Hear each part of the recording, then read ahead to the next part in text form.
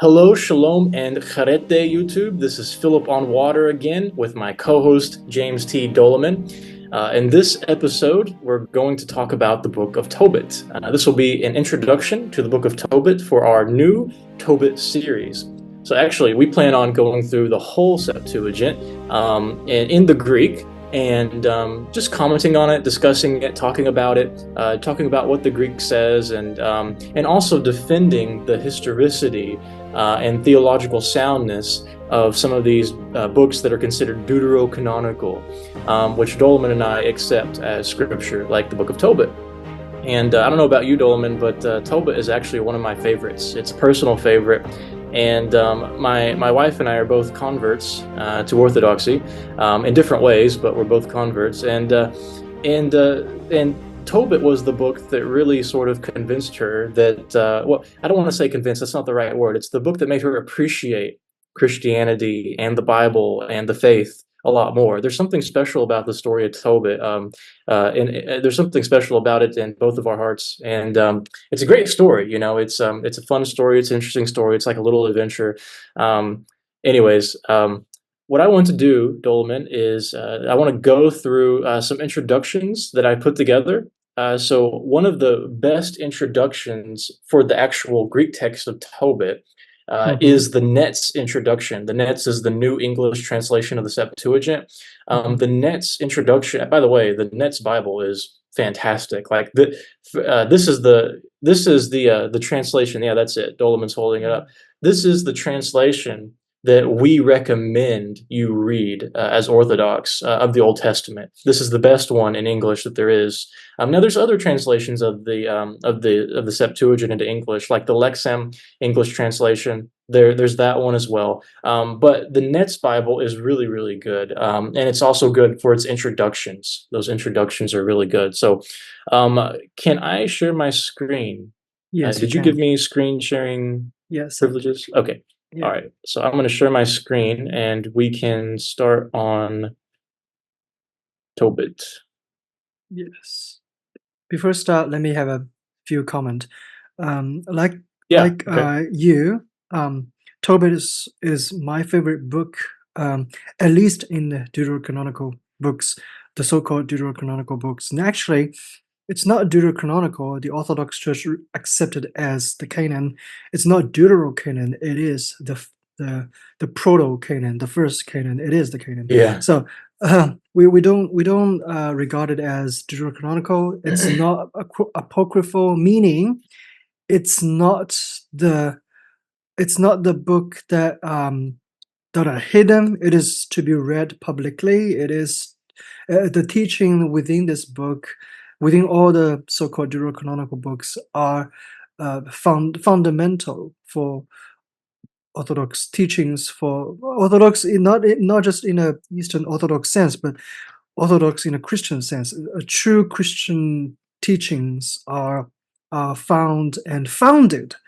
A lot of teachings are founded upon the so-called deuterocanonical books. If you read New Testament, you can see a lot of similarities. And even in Tobit, when we come to the actual text, I will do some reflections on it, and we will see that so many language and so many theological concepts are deeply rooted in some of the wording, some of the way it's some of the things it's how it's worded. So yeah, that would be something to Yeah. expect. So I will give it to you right now. Yeah. Yeah, that I didn't state that very clearly at the beginning, but yes, Tobit is not deuterocanonical to us, and that's actually clear from manuscript evidence. Like some of the earliest, best Christian manuscripts in the world in the original Greek, they have Tobit copied into them, and I mean clearly in the early church and clearly to those Christians, this book was not deuterocanonical. It was a part of the scriptures, just like all the other books, and yeah, there's so much evidence we can get into, like how Tobit was discovered in the Dead Sea Scrolls and this type of thing. But we're going to cover that when we get to the apologetical article I want to talk about in this video. So let's start with nets. Let's start with nets first, and just kind of work through it. So this is the nets introduction to the book of Tobit. And I want to start with this because this lays the groundwork for the understanding of the actual text of Tobit that we have, which is really important to understand because Tobit has been preserved a bit uniquely compared to some other books of the Septuagint and in the Old Testament in general. So I'm just going to read the Net's introduction, and then we can comment on it. So I'm going to skip this. This is just talking about editions of the Greek text. Mm, Uh, yeah, the edition of the Greek text. So there's mm, two Greek versions in Tobit. Um, he says, there are two complete versions of the Book of Tobit in Greek. Robert Hanhart, the editor, calls these versions Greek 1, the shorter text form, and Greek 2, the longer form, which is longer by about 1,700 words. There's almost all major manuscripts, Codex Vaticanus, Codex Alexandrinus, Codex Venitus, and the Papyrus Oxyrhynchus 1594, which is Ralph's 990. That's its identification in Ralph's. And most cursive manuscripts, they contain the G1 text of Tobit, so they contain the shorter text, which Hanhart prints at the top of the page of his Göttingen edition, with its apparatus underneath. Unfortunately, G2, the longer version, is found relatively intact only in Codex Sinaiticus, and partially from 3.6 to the partially from 3.6 from chapter 3, verse 6 to the word tutu, and chapter 6:16 in cursive manuscript 319, which, however, gives G1 from chapter 1, verse 1 to chapter 3, verse 5, and from chapter 6, verse 16, hoti, to chapter 14, verse 15. Sinaiticus contains many copyist errors and has two significant lacunae. So a lacunae is a place where it's broken off, it's fragmented, or there's a gap for some reason in the text. And so that lacunae is from chapter 4, verse 7 to 18, and from chapter 13, verse 7 to 9. So it says significant, but those are still relatively small lacunae. mm, A tiny portion of G2 is preserved also in the 6th century Papyrus Oxyrhynchus 1076, which equals Ralph's 910. So this is the identification for Ralph's, containing chapter 2, verses 2 through 5, and verse 8. Henhart prints G2 text, the G2 text at the bottom of the page with an apparatus, which includes readings from manuscript 319 and manuscript 910, as well as the critically important Old Latin manuscripts, which he designates as LA. The Old Latin, which contains the entire book of Tobit, is important, for it was translated from a text form very close to the version found in Sinaiticus. So mm, basically, mm, to summarize what is said here, you have two versions of Tobit, two main versions. You have the shorter version called G1, the longer version called G2, and they both have well, he gives you more finer understanding of the details, but really, to get from an overview perspective, they both have really good manuscript attestation. Codex Sinaiticus is the oldest near complete Christian Bible in the world, discovered in St. Catherine's mm, Monastery. It dates to the 3rd to 4th century, somewhere in this time. And these other manuscripts that support the G1 text, like Codex Vaticanus and Alexandrinus, these are also near complete Greek Christian Bibles that date to around the same time, like 3rd to 4th century. Actually, I think Alexandrinus is like 4th to 5th century. It's a bit it's later, 5th but century. Yes, a um, bit later. Yeah. yeah. So, but it's still around the same time. And then you have these other you have a few other examples that he gives as Mm, well, and then you have the Old Latin, which is important because it is close to the G2 text, the longer text that we mm, find in Sinaiticus. Now he talks about the priority. So, which of these two text forms are better, the longer version or the shorter version of Tobit? So he says, curiously, in the introduction to his critical edition, Hanhart notes in passing that up to his day, the question of the priority between G1 and G2 could not be answered with certainty. In his later study of the text and textual history of Tobit, however, Hanhart is more nuanced. While noting that the case could be made for the priority of either G1 or G2, he favors the judgment that G1 is a reworking of G2. Since earlier mm, scholars up to the 19th century preferred G1 to G2, the King James Version, 1611, and the Revised Standard Version, 1957, were translated from G1. So, in the opinion of the vast majority of scholars today, however, G2, with its highly Semitic coloring, represents more accurately the original form of the book. In fact, the K4 fragments, fragmentary text of Tobit from Qumran, that's the Dead Sea Scrolls, there are 4 in Aramaic and 1 in Hebrew, and then he gives you the designation. So the Aramaic ones are designated as 4Q Tobit A through D, AR, and then the one Hebrew one is designated as 4Q Tobit E. And then there's actually number identifications too, and we'll get to that when we actually look at the Dead Sea Scrolls, which we will do when we start going through the text. We'll compare the fragments. I've already done some of that comparison for chapter 1. Um, Anyways, he says that they agree in general with the long version of the book found in the 4th century Greek text of Codex Sinaiticus. That is extremely significant. So Mm, basically, so in other words, what he's saying is that the Dead Sea Scrolls agree with the G2 text, the longer text form. Now, he does give you some more nuance on this, so let's keep going. He says, mm, thus the priority of G2 seems beyond question. Yeah, so that's, but you see, the problem though is that because of what he said here, because of the earlier scholars preferring G1 to G2, the King James mm, Version and the Revised Standard Version use G1 though. So mm, the version of Tobit that people are traditionally familiar with is the shorter version. But today we know from mm, Dead Sea Scrolls and from studying the Semitisms in the text that actually the longer version of Tobit is the better version. So this is kind of a problem because when people read Tobit, they're not actually when people think of Tobit, they may not be thinking of the right version of Tobit because they mm, may have read the shorter version from having the King James version or the Revised Standard version, and that may be what's in mind. And so that's important because, I mean, obviously, if you're reading the wrong form of the text, you may come to wrong conclusions, which we'll talk mm, about later, which is the case. That is the case. Now, I want to comment on one other thing real quick here is that some people may not realize that the King James Version even had the Deuterochronicles, but it did. The King mm, James Version had the Apocrypha in it originally in the 1611 version, but the mm, later Protestants took the Apocrypha out. But originally, the King James did have the Apocrypha in it. That's something that a lot of people may not even know. But it did have it in it originally, and even the Revised Standard Version included it as well. mm. So, Jimmy, did you have a comment? You sounded like you had a comment there. No, no, not really. But I was thinking, actually, we should read 2 versions, especially if we have a longer version. We should Mm, definitely read that because the reason why we have minuscules, actually, minuscule manuscripts that are actually copied, like combining 2 text types, showing the awareness of these 2 text types, and mm, for either liturgical purpose or for other like theological purpose, they combine them mm, because they see some important elements in one text type that is absent in another text type, mm, and they want to include and put them together, but they don't want to repeat things. So I think that's what happened. So it just goes to show that um, scholars in the church, I mean the church scholars, the churchmen, not the secular scholars, the churchmen, when they do scholarship, biblical scholarship, I think they've realized they realize all of these things.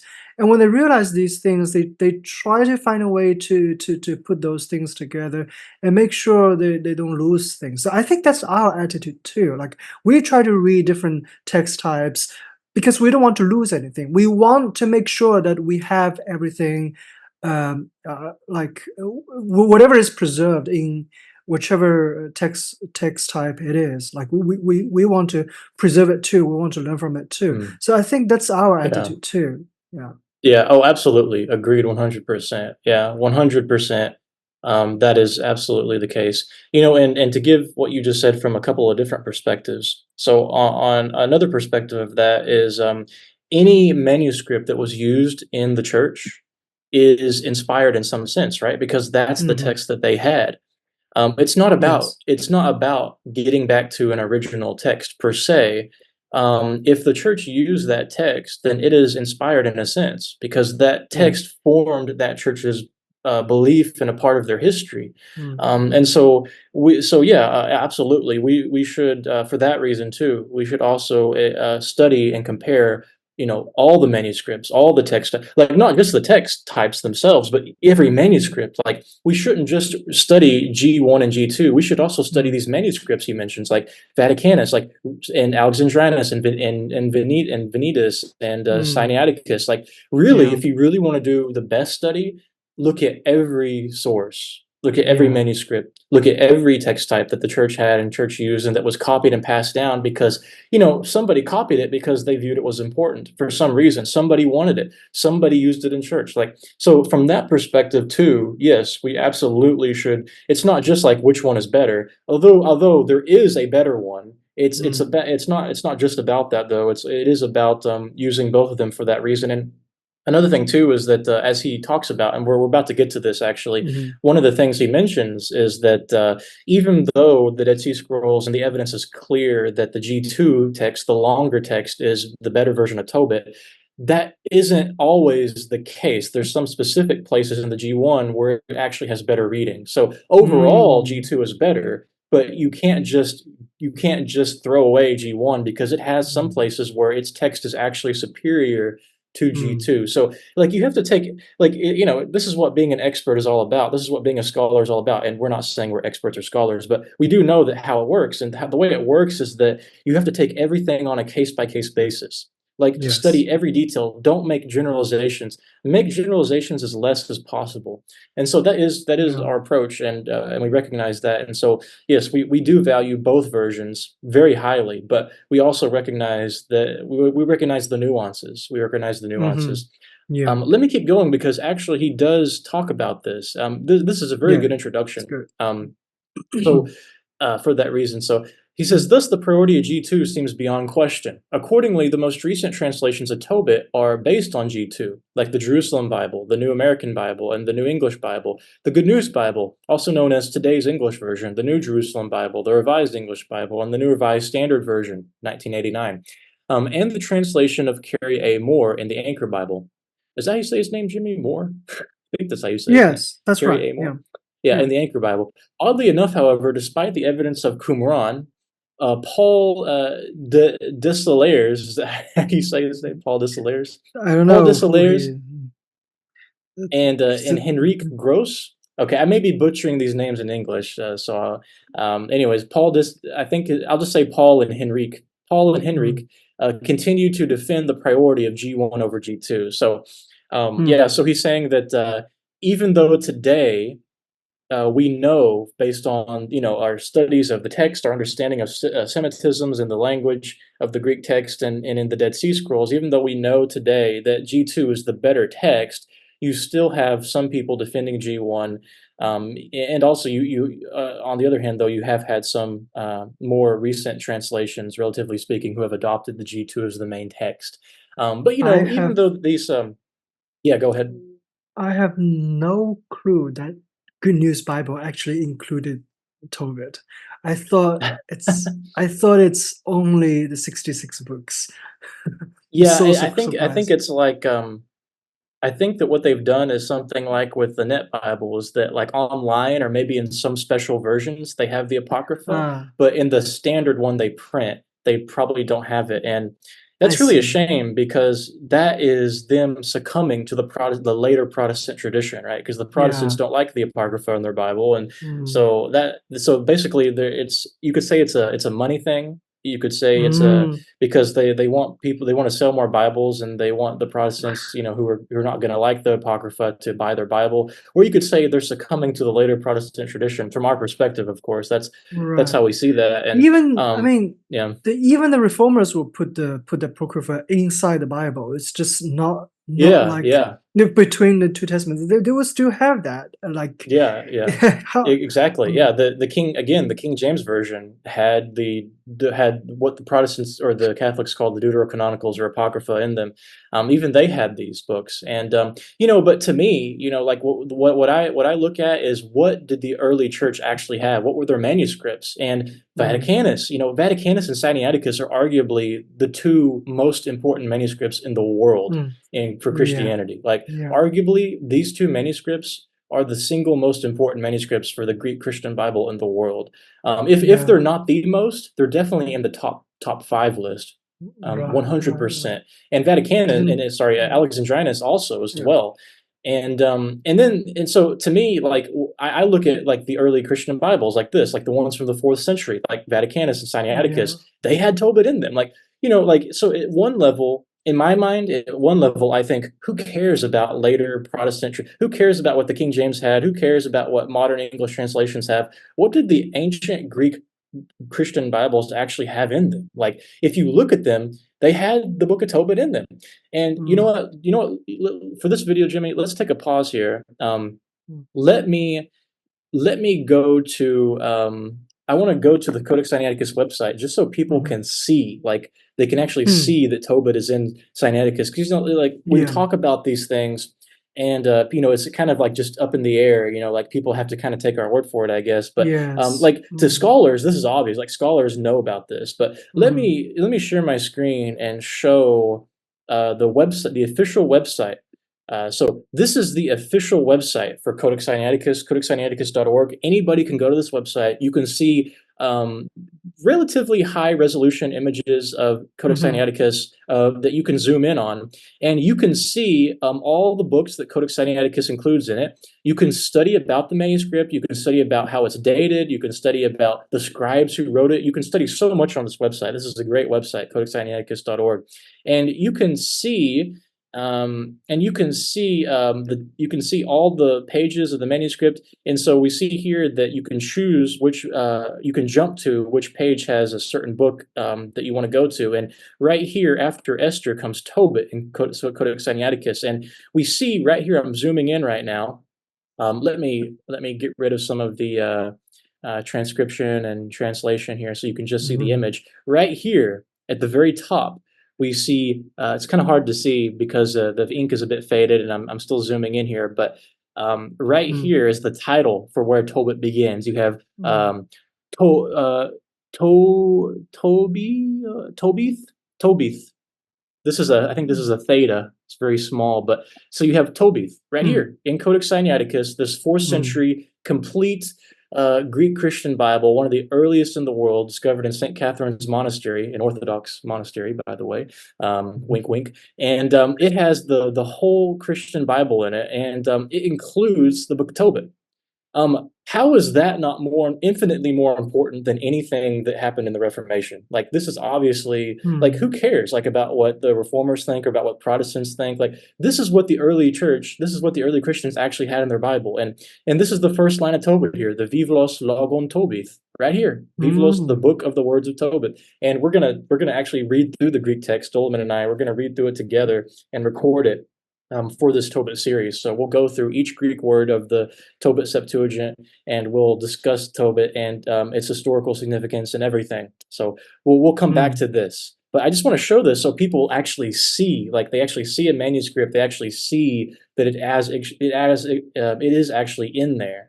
So instead of just taking Yes. our word for it. So Mm, um, okay, let me switch back to the nets.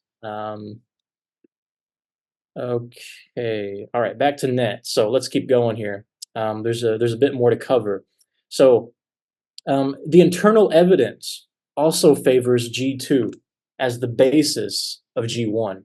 See, for example, chapter 2, verse 3, where one would be hard put to imagine how the 14 Greek words of G1, and he came and said, Father, one of our race has been strangled and thrown into the marketplace, could possibly have been the source of the 39 Greek words found in G2. So G1 says, so in other words, G1 says this. G1 says, and he came and said, Father, one of our race has been strangled and thrown into the marketplace. G2 says, in the same place, for the same exact, in the same spot, G2 says something different. It says, so Tobias went to seek some poor person of our kindred. And on his return, he said, Father. And I said, Here I am, my child. Then in reply, he said, Father, behold, one of our people has been murdered and thrown into the marketplace and now lies strangled there.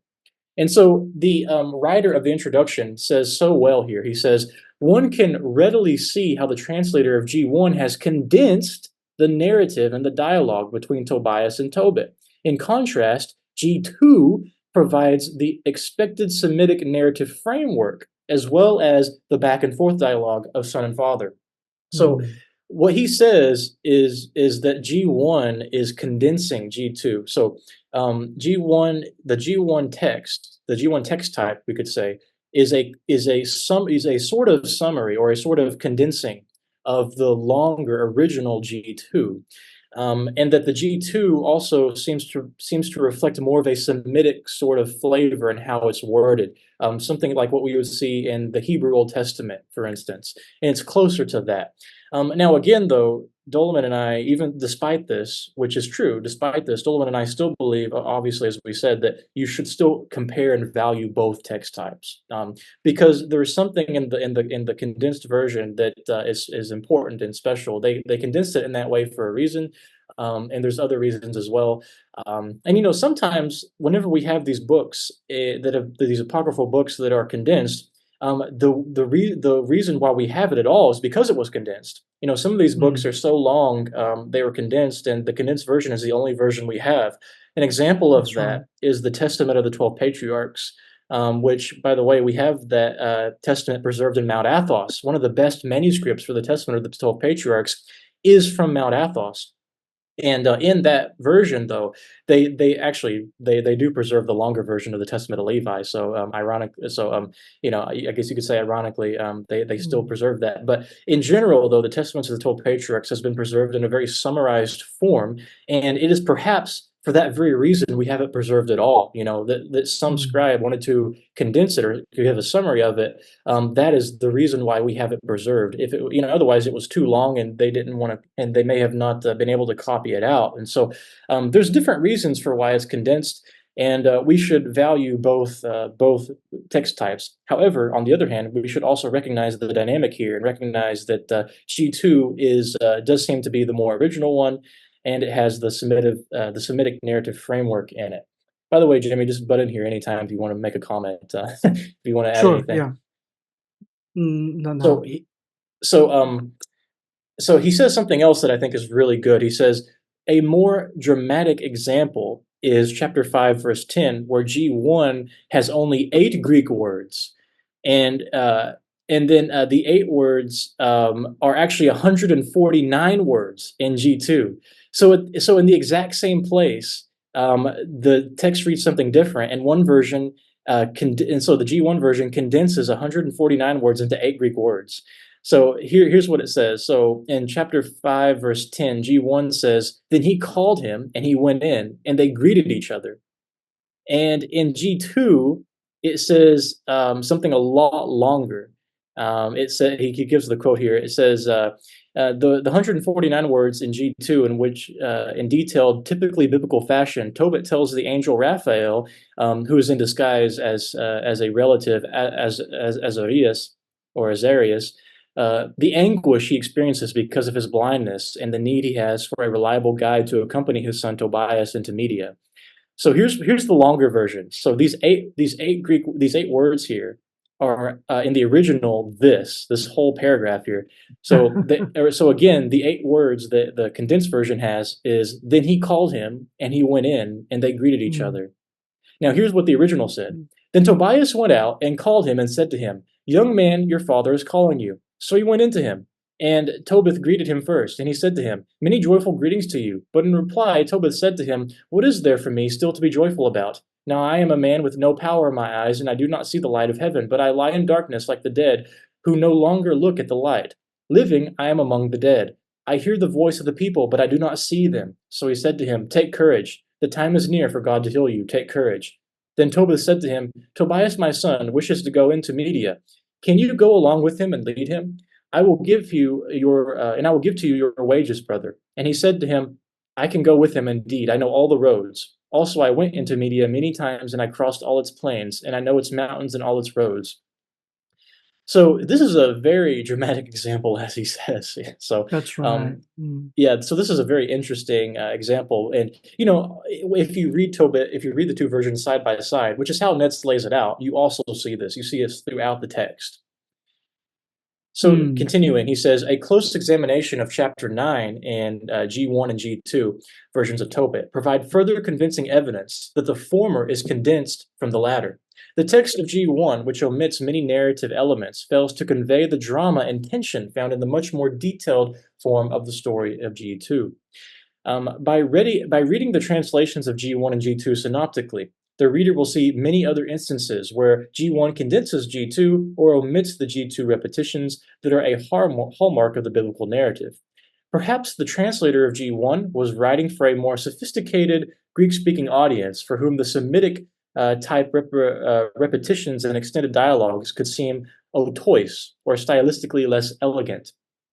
So that's an That interesting opinion. reminds Yeah, that's yeah, that yeah. that Go ahead. reminds me of the Book of Job, because the Book of Job is kind of in the Greek, it's actually kind of condensed from the Hebrew version. But even Yeah, so, the Book of Job in the Greek still like made a lot of theological interpretation, theological points from the Hebrew. I mean, as they translated it, interpreted it, and made it into made some very important theological points. And those theological points are actually quoted by the church fathers and theologians and churchmen who yeah, try to figure out try to discuss the theology of the church. So I think even those condensing, yeah, the condensing is for the purpose of people who read Greek and can read it fluently and read it easily, and especially specifically for that purpose, I think it's the process of condensing actually makes some of the theological themes clearer. So I think that's what we see in Job. As we go through the text of Tobit, maybe we will see that too. I think. yeah. Yeah, some of this comes down to like a core faith issue too. Mm, We believe that the Septuagint, in its whole, even beyond the Pentateuch, we believe the whole of the Greek Old Testament, the which we call the Septuagint or the Old Greek, is inspired. We believe it's an inspired translation. We don't believe the King James is an inspired translation in the sense that it is like authoritative as the only one exclusively. We do believe it's the Bible, but we don't believe that it was like inspired in the sense that people want to take it as today. And mhm, the difference is that the New Testament authors, the apostles and the Lord, they quote from the Septuagint. They don't quote from the King James version. So that's the difference.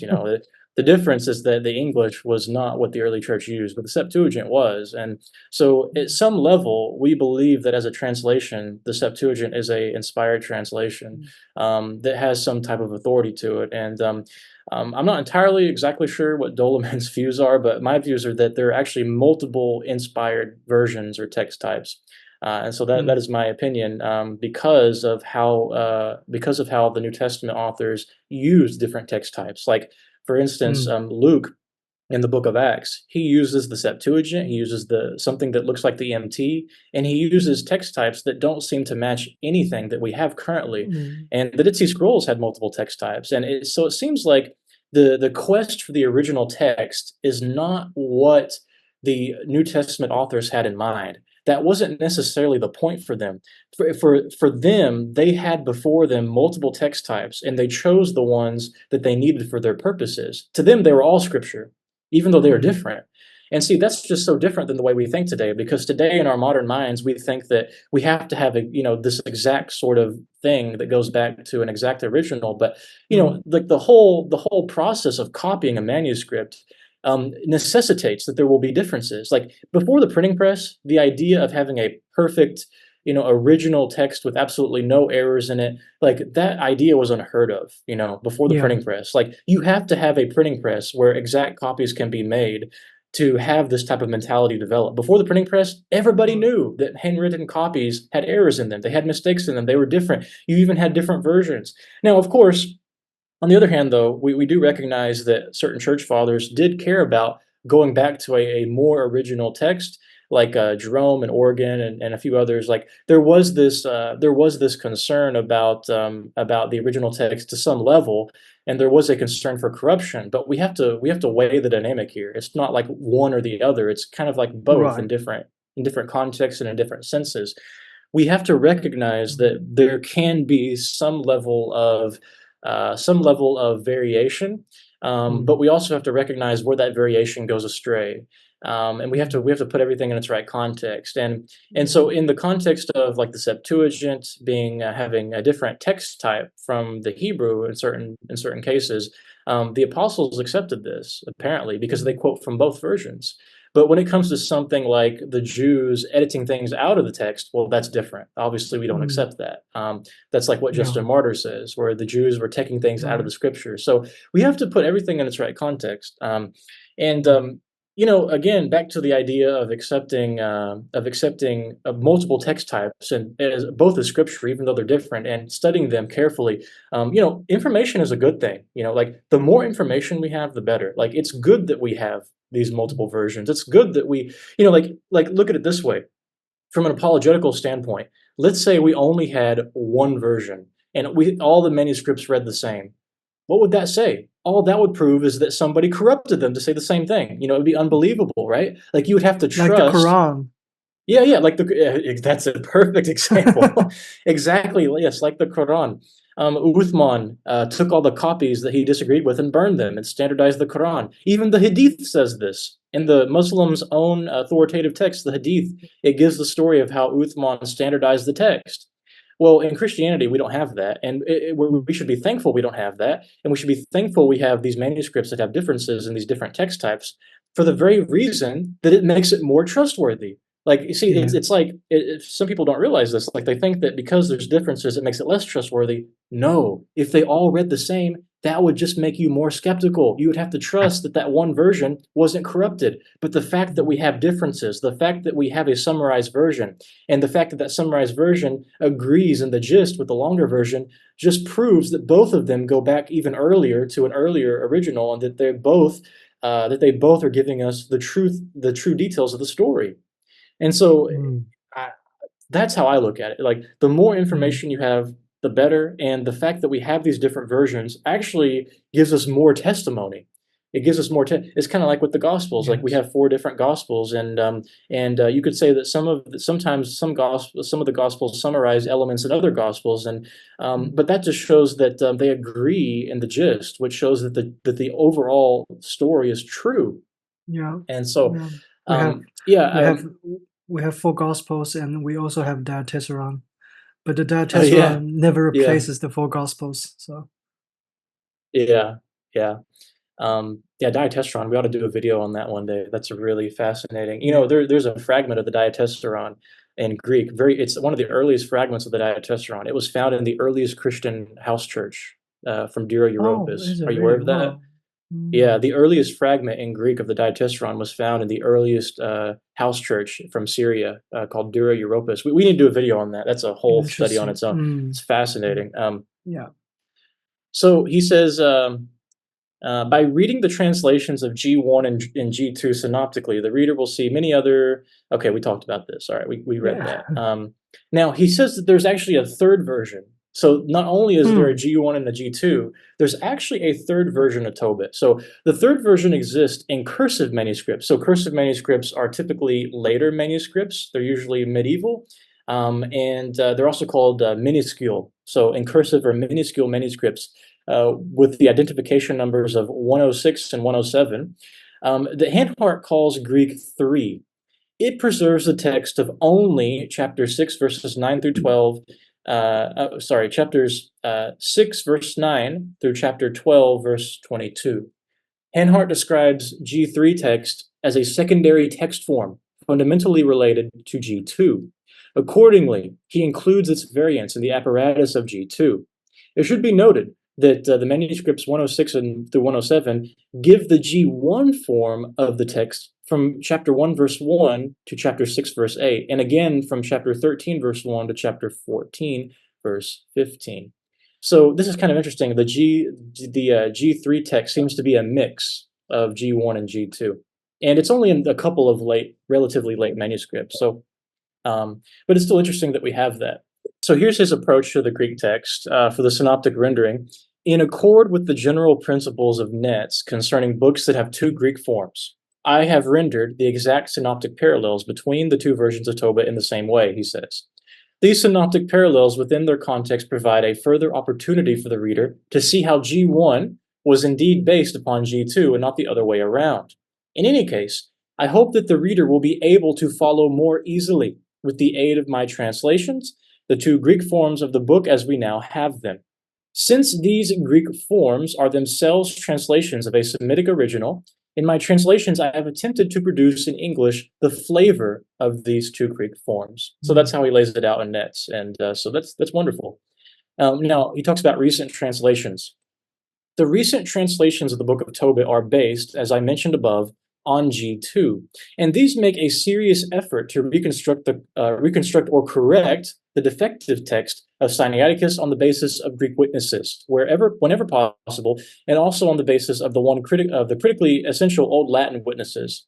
See, for example, the critical footnotes the translators of Tobit supplied in the New Revised Standard Version, and especially the extensive critical notes I provided for my translation of Tobit in the New American Bible.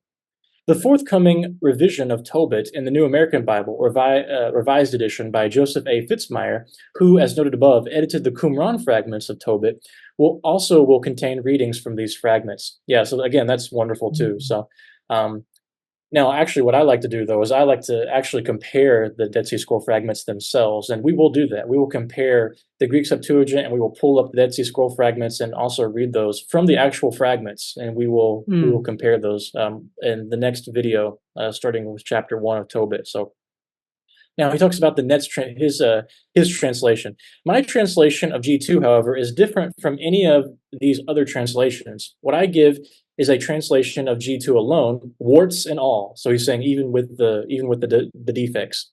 In those places Mm. where Codex Sinaiticus has lacunae, as noted above, Hanhart does not supply a text but only an apparatus. These lacunae, therefore, are represented also in my translation. To see what essentially would have been in these lacunae, the reader should look to the translation of G1. In rare cases, when a passage of G2 is awkward, I render it into English without attempting to improve on the Greek. In chapter 11, verses 11 through 13, for instance, I give the following translation. Then he lay the medicine on him, and it worked, and he scaled it off with both hands from the corners of his eyes. The note A then states the Greek is uncertain. Thus, readers can see for themselves what the Greek text says. I follow the same procedure in my translation of G1. Now, some of his notes we will actually be able to clarify from our lexical research, so that won't be a problem Mm. for us. We will discuss that as we go through the text. Yeah, some If the words, yes. translation of a Greek expression needs clarification, I have appended a note. The translation of chapter 1, verse 2 in G2, for example, states, Thisbe, is that how you say that? Thisbe? Lisbeth. Mhm. Thisbe, which is to the right of Kidios, above Aser, to the west, left of Fogor. My note reads, the Aramaic or Hebrew equals south. And note C reads, the Aramaic or Hebrew equals north. Yeah, so he has really good footnotes. Mhm. Now he talks about the names of the protagonists. I thought this was so. This is the final section of his introduction. I thought this was a really interesting little section here. In the Qumran Aramaic and Hebrew fragments, the father's name appears as Ovi, a Hebrew name Mm. meaning "my good." But this form is clearly an abbreviation of the son's name, Hovia, a Hebrew name meaning Adonai is my good, which recurs Mm. also in Ezra and Nehemiah and various places. The father's name in the Greek forms of the book is spelled in different ways. So you have Tobit in G1 and Tovith in Greek 1 and Tovith in Greek 2, which Me occurs too. 22 times.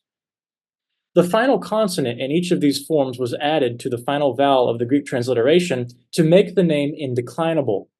In the G2 text, a second form, tovis, is found 8 times and is inflected. So you have a nominative, dative, and Mm. accusative version that occurs. The son's name recurs as Tobias in the Greek one and the G1 text, as well as in the G2, a name that also can be inflected. This Greek name represents the transliteration of the Hebrew Tovia. In the Septuagint version of Ezra, uh, in most of the Nehemiah texts, the name occurs as indeclinable, Tovia. But in Mm. certain passages in Nehemiah, the name is given as Tovias, while in chapter 6, verse 17, the name occurs in the first of two instances in the accusative case. So I just thought Mm. that was interesting that there seems to be some irregularity in how they're doing the name. But you also see this Yes. type of thing in different texts as well, and even in the New Testament. Like you have two different ways of spelling Jerusalem, for instance, to give an Hmm. example. So Yeah. I find this type of thing very interesting. So that was Mhm. Alexander A. D. Lella's Mm. introduction from the Net's translation. So this was important for us to read first because we needed to sort of lay the groundwork of what we're actually dealing with in terms of the text. And now, this introduction, though, would not be complete without the apologetical defense that is given by the Catholic blog Da Pacem Domine. And so Mm. I want to share my summary of their blog here. So can you see my screen again? Yes.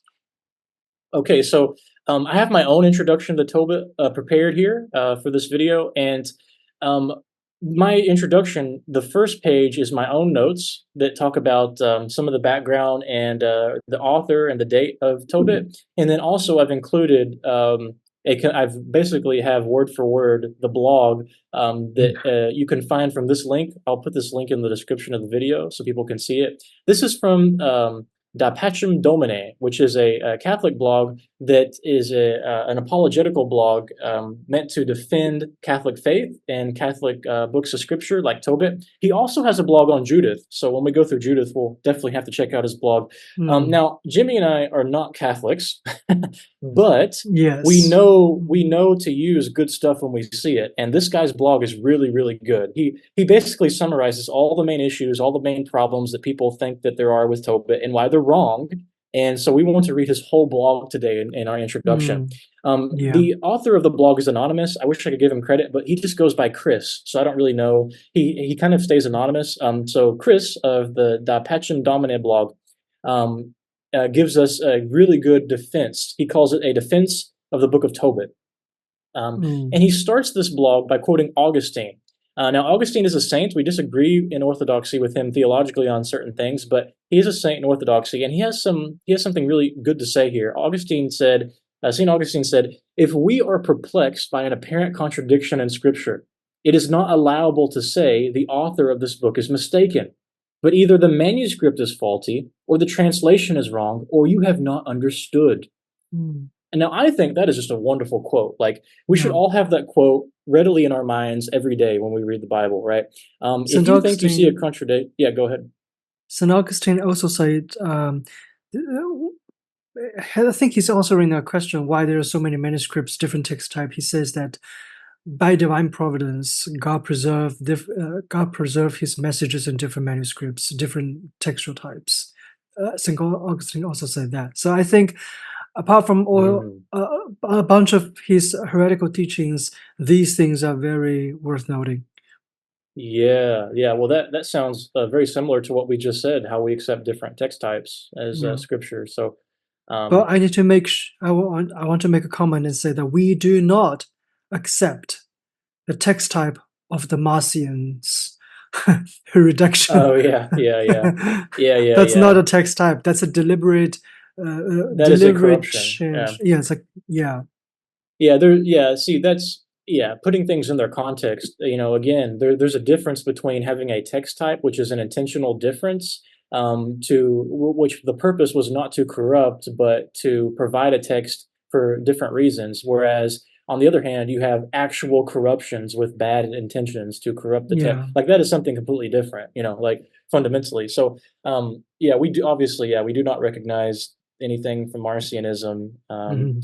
Actually, I thought Augustine was from Manichaeism. Yes, Are you yes, confusing yes. these, brother? Maybe you No, no, meant to no. say I'm Manichaeism. no, I'm not. No, I'm not relating Augustine to Marcionism. I just say as a side note that we don't accept Marcion reduction of the scriptures. Okay, understood. Yes, we do not accept Marcionism or Manichaeism. So, uh, all right. So here's his blog. I'm just going to read this because it's all of it is really wonderful. The attacks against the Book of Tobit are on a double front: historical and theological. As such, I am dividing this post into two main sections. The first to deal with the historical objections against the book, and the second to deal with theological objections. So he's going to start with the historical ones. There are some Catholic apologists who consider the Book of Tobit as unhistorical. For example, Jimmy Akin suggests, so he says it may be a romance or an extended parable. So in other words, Jimmy Akin is saying that Tobit was not meant to be a book of history. It was meant to be a story, to teach you something. As much as I like Jimmy Akin, I disagree. I take the route that the book is historical, as I do with the book of Judith. Yeah, and again, he has a really good blog on Judith we'll have to look at some point. Though I find it necessary to go into more detail about Tobit. The assumption among early Christians appears to be that this book is indeed historical. In his letter to Africanus, Origen, or actually Origen is the better pronunciation of his name, Origen of Alexandria defends his use of Daniel 13, the deuterocanonical portion about Susanna. In doing so, he quotes Tobit as proof that there were Jewish exiles who, quote, were rich and well-to-do, end quote. Since he defends Susanna on a historical matter, Origen's understanding is that Tobit is indeed historical. Seeing that Origen defends a deuterocanonical portion of Daniel with another deuterocanonical book, it's pretty bizarre and somewhat laughable that many Protestants reference him as someone who rejected the so-called Apocrypha. Yeah, and I can speak firsthand to this. Like I've heard this like when I was in Bible college, and like for some reason Protestants want to use like whatever they can to defend their canon, I guess, and so they will quote Origen as saying he's against the Apocrypha, and so but there's a lot of misunderstanding, like really people don't really, actually, let me say this. This is going to be very eye-opening for you.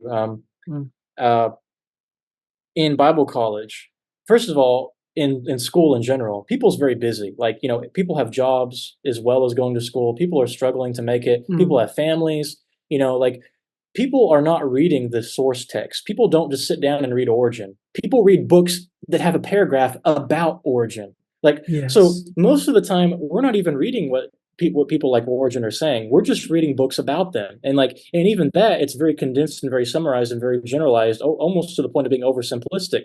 And so people don't really know what the church fathers say unless they read them. And so who's actually reading them? Like I call the listener of this podcast video right now to examine themselves. Like if you think you know something about what Origen says, but you haven't actually read what he says, how can you say that you actually know what he says? You're just trusting what somebody else has said about him. And so we should all be reading what the church fathers actually said. We should be reading what they really say to understand what they actually say. And if possible, study them in Greek. Of course, it's very difficult, but if possible, that's the best thing to do. Minimally, to compare a couple of translations would be ideal. But, at the very, very minimal least, you should at least be reading what the church fathers say, or else you may come to false conclusions about them. So yeah, anyways, this is a really important statement that he makes, is that there's misconceptions about what the early church believed because people aren't actually seeing what they say. Another thing too, Jimmy, in our research, we've also pointed out that there is a misconception about what canon and apocrypha are. Like people think that apocrypha is the same as saying an uninspired pseudepigraphal book or something. But to the early church, the canon is just the books read in public, and the apocrypha are the books read in private. But there's both scripture, according to the understanding of what the early church actually believed. Of course, Protestants don't want to accept that because then they'd have to accept that the early church accepted other books as scripture besides the 66 books. But Yes. that's where you have to ask yourself: do you want to know the truth, or do you want to hold to your tradition? So Yeah.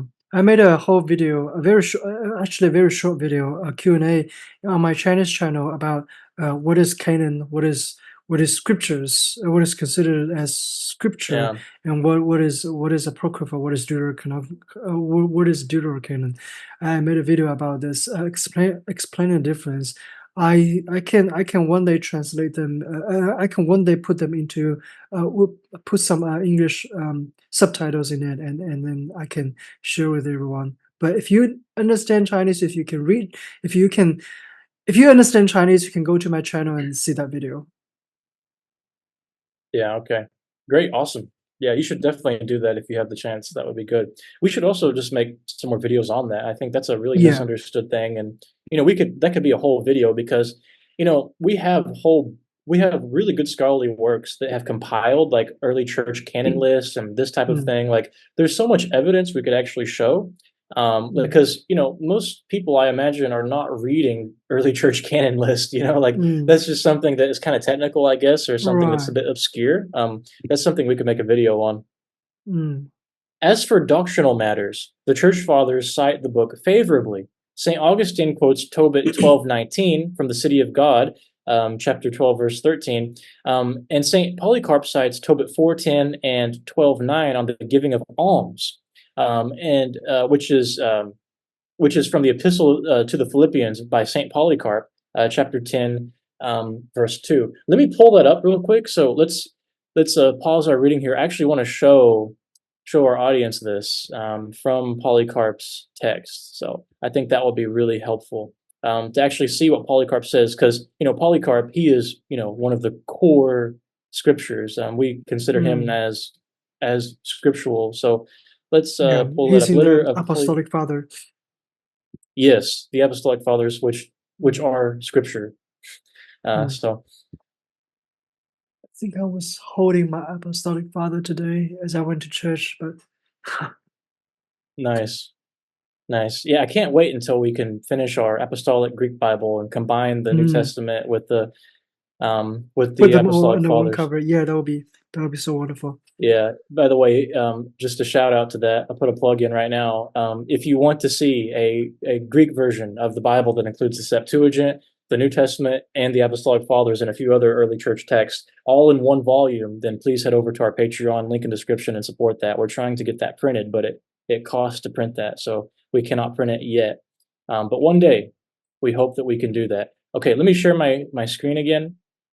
Um, okay, so this is Michael Holmes' third edition of the Apostolic Fathers in Greek and English, and this section of his book is Polycarp's letter to the Philippians, which um, I think we made a video where we kind of went through some of this. Actually, we went through chapter 7, because this part where I told you how this was Do really we? significant and how I thought, yeah, we did. Yeah, remember I read chapter 7. I told you this is one of the most important chapters in like all the Apostolic Fathers, and Saint Oh, Polycarp is like the example yeah. Christian of the second century. And um, anyways, Mm, he says here just a few chapters later.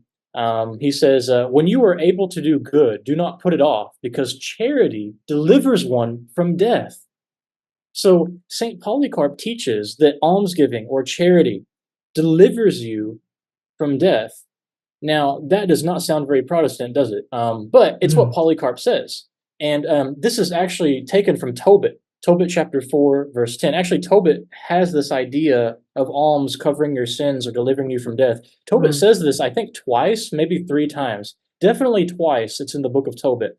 And so this is from one of two places in Tobit. It's from let me go back to my notes here and the introduction here. So yeah, so this comes from Tobit 4:10 and Tobit 12:9 on the giving of alms. Now, Saint Cyprian of Carthage also makes use of Tobit chapter 12 verse 8 on the fasting and prayer, and as does Saint Clement of Alexandria, who also goes so far as to call it scripture and hystromata. Now, that is really significant because, as you know, Dolman, Saint Clement of Alexandria was venerated as a saint in Orthodoxy for the first 100 years of Christian history.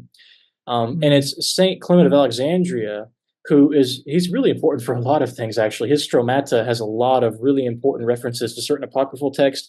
And Saint Clement of Alexandria preserves the only quotes we have of the secret Gospel of Mark. Remember, we Right. were talking about the secret That's Gospel of right. Mark? So Yeah. Clement of Alexandria is Sure. a really important. He's a really important voice in all of this, Mm. and I think he actually isn't he still venerated in certain Oriental Orthodox No, jurisdictions? he has no.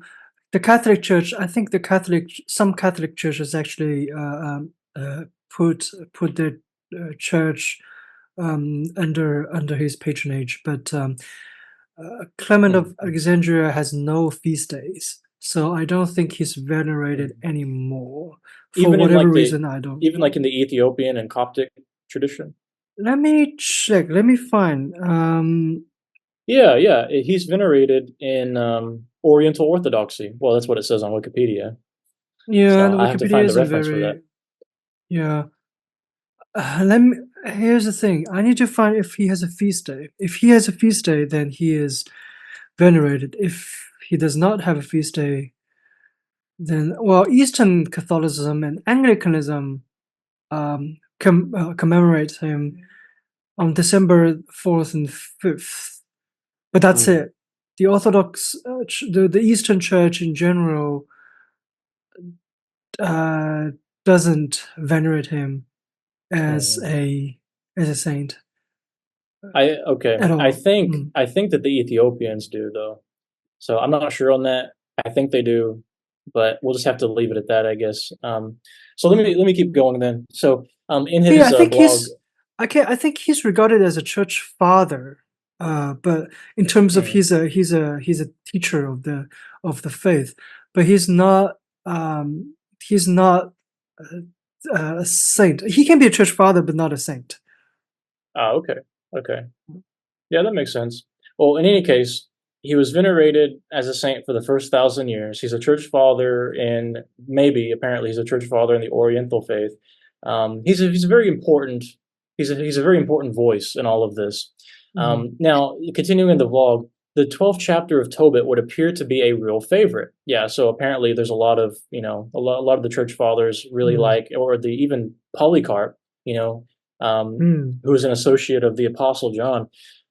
Even they seem to favor the Book of Tobit, and chapter 12 seems to be particularly a favorite. As the Christians from the earliest centuries held to both the historical and theological truth of the Book of Tobit, so do I. Yeah, and we should too. We all should. There is no good Mm. reason to wave the white flag of surrender, since this position can be defended on both fronts against Protestant assaults. So let's. So I mean, first, just right away, just right off the bat, I thought his introduction, like just this alone, is really good. Like, Hmm. especially these references here, like this is really good. Like to me, this is enough. Like if you just showed me this, especially the Polycarp thing, I mean that's enough for me. And then Yeah, I Clement of think that Alexandria yeah, combined, but the church tradition really tells a lot about how it is used, how yeah, it is. And Um, another thing too, like I look for something that I look for and something that I want to encourage other people to look for whenever you're trying to discern these things. Look for the pattern. Look for the pattern chronologically. Okay, so as you go back closer to the first century and to the early church, does it look like the evidence gets stronger or weaker for the book? As you move on past the first century, outside of the early church, down to our modern era, does the evidence look stronger or weaker for the book? And when you look at Tobit, it looks like the evidence gets stronger the further you go back.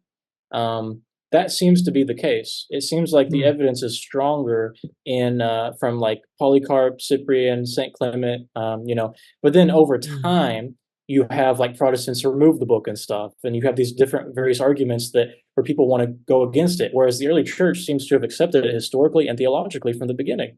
And so you have to look at these things when you're trying to discern these. Look at them in terms of the pattern you see over time, and I think that's a very real indicator of where the truth is. Because like, well, I guess it depends on your core faith, but if your faith is what did the early church actually believe, and that's what you want to believe, well, then that seems like the best way to go about it. mm, yeah. So let's get started here. He's going to get into some of like the real issues now. So Mm, for historical matters, in his book Reasoning from the Scriptures with Catholics, Ron Rhodes quotes John Ankerberg and John Walton as saying, Tobit contains certain historical and geographical errors, such as the assumption that Sennacherib was the son of Shalmaneser, Shamanism. Shalmaneser instead of Sargon II, and that Nineveh was captured by Nebuchadnezzar and Ahasuerus instead of by Nabopolassar and Cyaxares. Rhodes goes on to quote Josh McDowell. Tobit was supposedly alive when Jeroboam staged his revolt in 931 BC and was still living at the time of the Assyrian captivity in 722 BC. And yet the book of Tobit says he lived only 158 years. So this is what they think. This is what people are saying about it. They're saying that there's an error because Sennacherib is called the son of Shalmaneser when he's actually not, according to Assyrian history. And then there's this error of dating. Apparently, there's some number errors. Mm, So let's talk about that. Um, this is what he says. The Conquerors of Nineveh is the subsection title of his blog here. The claim that Tobit wrongly attributes the fall of Nineveh to Nebuchadnezzar and Ahasuerus instead of Nabopolassar and Cyaxares seems to be based on the Revised Standard Version, which says, "But before he died, he heard the destruction of Nineveh, which Nebuchadnezzar and Ahasuerus had captured. Before his death, he rejoiced over Nineveh." That's from Tobit 14:15. However, interestingly, the reading in the New American Bible Revised Edition is as follows. But before he died, he saw and heard the destruction of Nineveh. He saw the inhabitants of the city being led captive into Media by Cyaxares, the king of Media. Tobiah blessed God for all that he had done against the Ninevites and Assyrians. Before dying, he rejoiced over Nineveh, and he blessed the Lord God forever and ever. So here in the New American Bible Revised Version, it Mm. doesn't read Nebuchadnezzar and Ahasuerus. It reads Mhm. Cyaxares, the king of Media. So you see that there's a different name here. You'll Yes. notice that one version of the quoted passage above is not only divergent, but is also shorter than the other. In fact, there are three Mhm. Greek manuscript families of Tobit. Yeah, so now Chris here from the blog, he's talking about what we already read from the Right. Nets introduction. So that's why I Mhm. had us read the Nets first because it talks Mhm. about this, so you have a background. So in fact, there are three manuscript families of Tobit. There's the G1 in which Codex Vaticanus is included, along with Codex Alexandrinus and Codex Venitus. The Codex Sinaiticus, however, is part of the Greek 2 version. The third family, the Greek 3, is not relevant for our discussion. The Revised Standard follows the Greek 1 variant more precisely. The Codex Vaticanus has the relevant text of Navuchodonosor ke aseiros. Newer Mm. translations follow the G2, or rather Codex Sinaiticus, thus reading Echiacheros ha Vasilevs tes Marias. Mhm. So you see that the Nebuchadnezzar and the Ahasuerus, that comes from the faulty Greek 1 version, the condensed Greek 1 version that we just talked about from the next introduction is inferior to the Greek 2 Mhm. version, which reads Echiacheros and the king of the Media. Many Mm. scholars in the 19th century preferred the Greek 1. However, it was pointed out that the Greek 2 was marked by more quote unquote Semitisms. With the publication of the Dead Sea Scroll fragments of Tobit, 4 Aramaic scrolls and 1 in Hebrew, which more resembled the Greek 2, the version of Tobit in the Sinaiticus, would consequently appear to be closer to the original. This does not mean, however, that the Qumran texts never resemble Greek 1.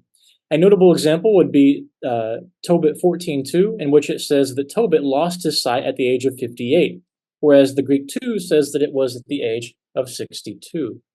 Interestingly, the preceding verse, Tobit 14:1, follows more closely Greek 2, which speaks of the death of Tobit, saying he died in peace, whereas Greek 1 saves that detail for later in chapter 14, verse 11, with a somewhat different wording describing his death as being in bed. So you see that this is what I was saying before, that even though the Greek 2 version is superior as a whole, there's still some Mm. specific cases where the Greek 1 Mm. version gets it right, where the Greek 2 does not for some reason. Mhm.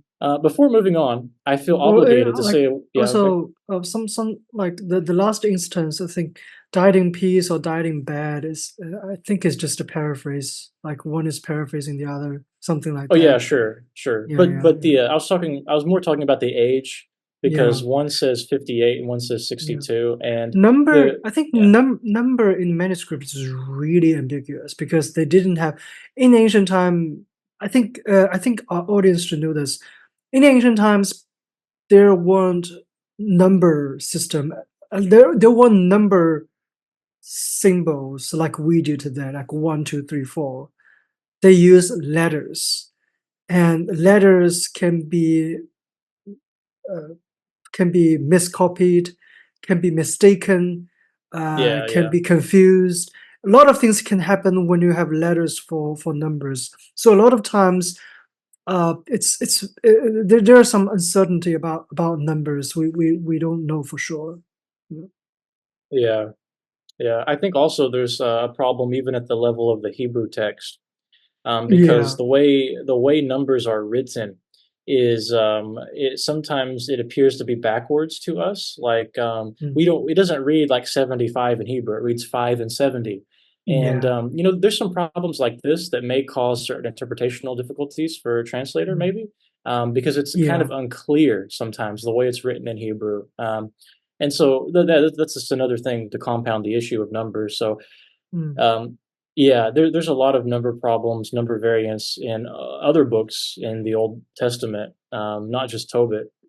Mm. Before moving on, I feel obligated to say a word about the peculiar spelling the Greek 2 gives for the name of Cyaxares. As seen above, the spelling in Codex Sinaiticus is given as Achiacheros, whereas Herodotus gives it as Mm.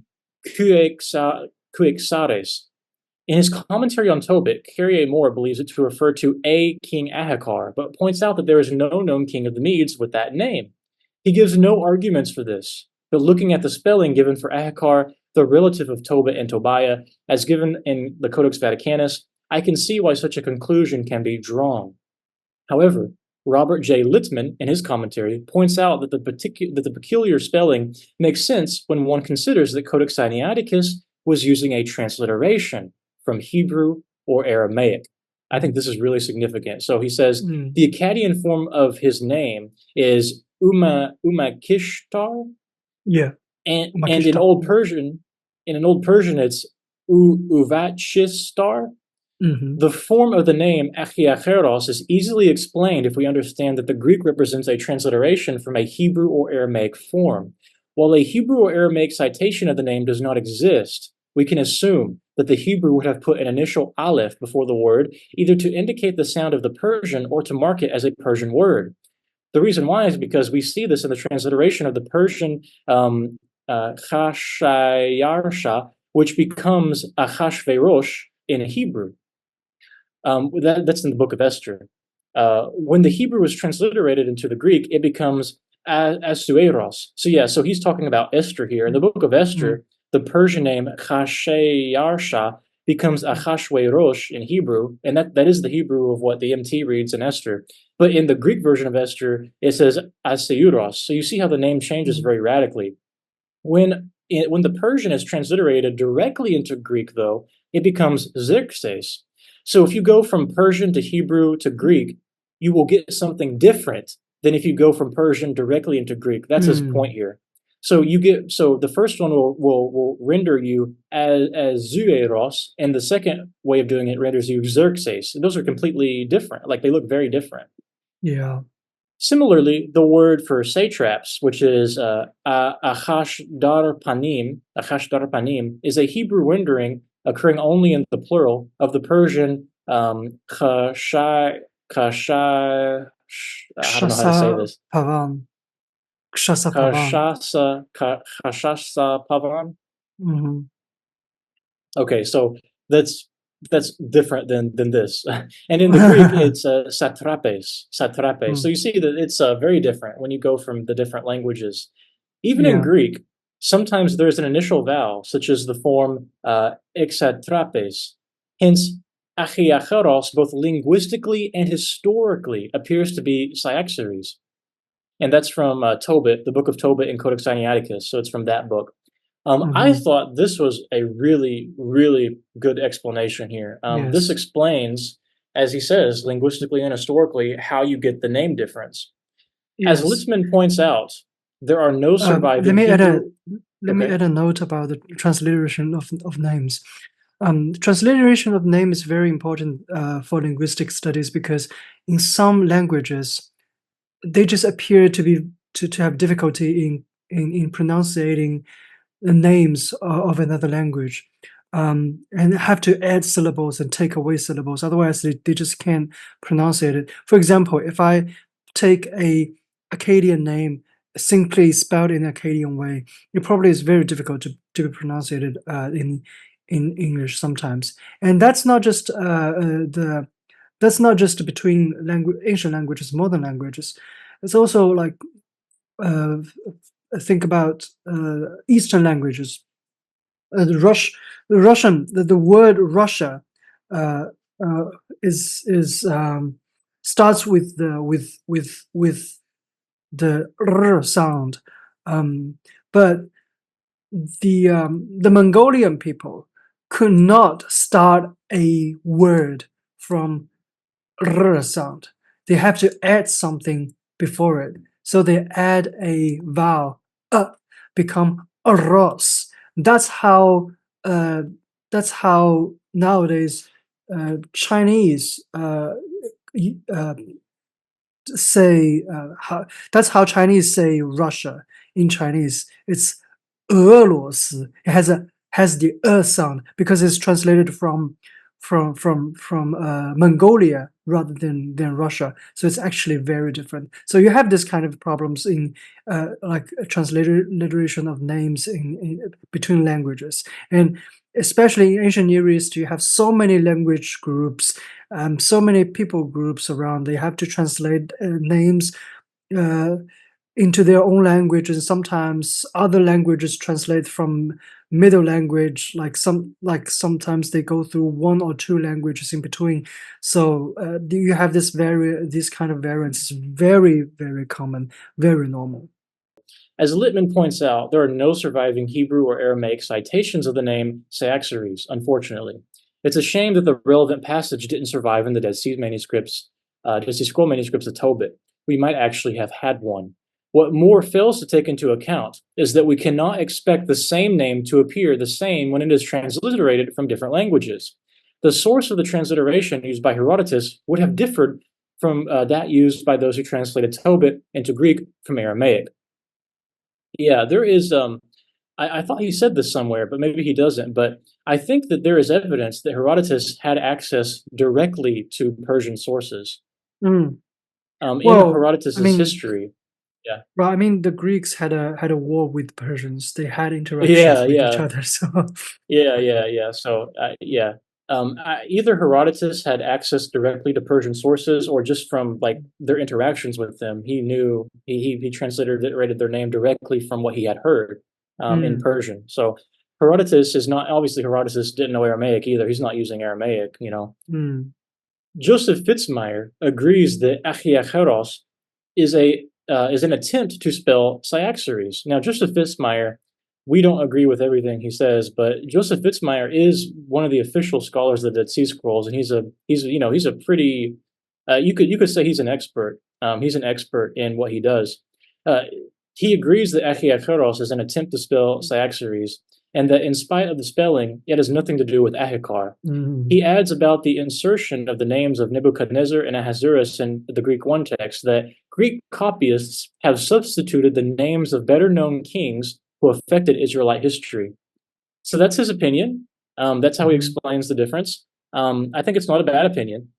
In the mm, end, since the Greek 2 text is said to reflect more Semitisms and would appear to be closer to the original, and that it is in conformity with what we have in the Dead Sea Scrolls, I dare argue that the Catholic apologist is well within his right to assume that the text usually translated as Cyaxares is therefore also closer to the original. Yeah, and also we would say for the Orthodox apologist as well, you should look at both text types and recognize that the Greek 2 version is closer to the original and mm, use that text where it is superior. There is therefore no reason to assume the author erred. Yeah, that's the real point, for yeah. everybody. Perhaps it is because of sincere ignorance. But what the anti Catholic is doing here is picking out the worst possible manuscript reading and accusing the inspired author of error while not taking into account the wider manuscript evidence. Yeah, so to put it apologetically, this is pretty much what is happening. He's exactly right. Yeah. It's either because of ignorance of the Mm, that there's two versions of Tobit, or it's because they're choosing the one that they want to see the error in, when actually you mm, have a better reading. So I think yeah. it's very well put here. This whole section is very good. So that solves that problem. Now let's talk about the son of Mm, Shalmaneser. As for the next alleged historical error, that Sennacherib the fifth is called the son of Shalmaneser instead of the son of Sargon the second. Now, let me actually go back up here and give you some context for that, because so this is my these are my notes. So, according mm, to secular history, the historical kings of Assyria are like this: you have mm, Shalmaneser, and then Sargon the second, then Sennacherib. So it's mm, not Shalmaneser is the father of Sennacherib; it's Shalmaneser is the father of Sargon, who's the father of Sennacherib. But in Tobit, it removes Sargon. It seems that it removes Sargon, so that's what he's talking about here. So let's go back to that. As for the next alleged historical error, it reminds me very much of how atheists attack the historicity of the book of Daniel, because Nebuchadnezzar is called the father of Belshazzar, even though we know that Nabonidus was his father. Mm. The Protestant biblical scholar Glaaz and Archer defends Daniel as such. He says, nevertheless, it is still objected that Belshazzar is referred to in chapter 5 as a son of Nebuchadnezzar, whereas his father was actually Nabonidus, who reigned until the fall of Babylon in 539. It is alleged that only a later author would have supposed that he was Nebuchadnezzar's son. This argument, however, overlooks the fact that by the ancient usage, the term son often referred to a successor in the same office, whether or not there was blood relationship. Thus, in the Egyptian story, King Cheops and the magicians, preserved in the papyrus Westcar from the Hyksos period, Prince Khephren says to King Khufu, Cheops, I relate to thy majesty a wonder that came to pass in the time of thy father, King Nebka. But actually, King Nebka belonged to the third dynasty, a full century before the time of Khufu in the fourth dynasty. Mm. In Assyria, a similar practice was reflected in the black obelisk of Shalmaneser III, which refers to King Jehu, the exterminator of the whole dynasty of Omri, as the son of Omri. So even within the Assyrian practice, they have this understanding of a son does not have to be a direct son. It can be just in the line of office in general. You can skip generations. Mm. Moreover, it is a distinct possibility that in this case, there was an actual genetic relationship between Nebuchadnezzar and Belshazzar. If Nabonidus married a daughter of Nebuchadnezzar in order to legitimize his usurpation of the throne back in 556, it would follow that his son by her would be the grandson of Nebuchadnezzar. The word for father could also mean a grandfather. In First Kings, it means great grandfather. Yeah. So even the word father in Hebrew does not have to mean father as we think of it in English. It can be more general to refer to a father, like a grandfather. And I just want to also say in my studies in Ge'ez, which is another Semitic language, Ge'ez is also like this. In Ge'ez, father is very general. It can refer to a father, it can refer to a forefather or an ancestor, it can refer to the owner or possessor of something. And so we see in the Semitic languages, apparently there is the father and the son language is not what we think of it as in English. In the ancient world, they understood these things a bit differently. Yeah, So that's that why is, yeah. that's why you see in the New Testament, they say we have Abraham as our father. Abraham didn't give birth to you. Yeah, Right? yeah. That's the language how they used. Yeah, the I language. thought you were going to go to the Matthew genealogy, but yeah, what you just said there is that's also, yeah, it's like we read that, but we don't think about it. Like everybody knows that what he said there, Yeah. that we have Abraham as our father, but people don't think about the implications of what that actually means and why they said Yeah. that. And yeah, and to the Matthew genealogy, we know that Matthew's genealogy skips some generations, but he's allowed to do that because of the way father and son is understood. Yeah. He's changing the genealogy. He's giving you the genealogy for his purposes in a certain way, and he's able to do that because of the flexibility of how son and father is understood. And this is a defense for the book of Daniel. But basically, if you reject, basically what he's going to say is that if you reject Tobit for this reason, you have to also reject the book of Daniel because Daniel does the same thing. And Yes. obviously, we don't reject Daniel. For Mm. the record, based on Baruch chapter 1, verses 1 through 12, I am compelled to believe Belshazzar was indeed related to Nebuchadnezzar, and that he was older than what Archer seems to think. However, my point here is that he makes an effective argument in favor of Daniel that in the ancient Near Eastern usage, it was perfectly appropriate for Belshazzar to be called the son of Nebuchadnezzar, even though Nabonidus was his direct father. Mm. Now, I just want to go back up here for a second because I think this is interesting where he says that father in Hebrew can mean grandfather. I think most people don't know about this. Were you aware of No. this, Jimmy? That Genesis and First Kings uses father to mean grandfather?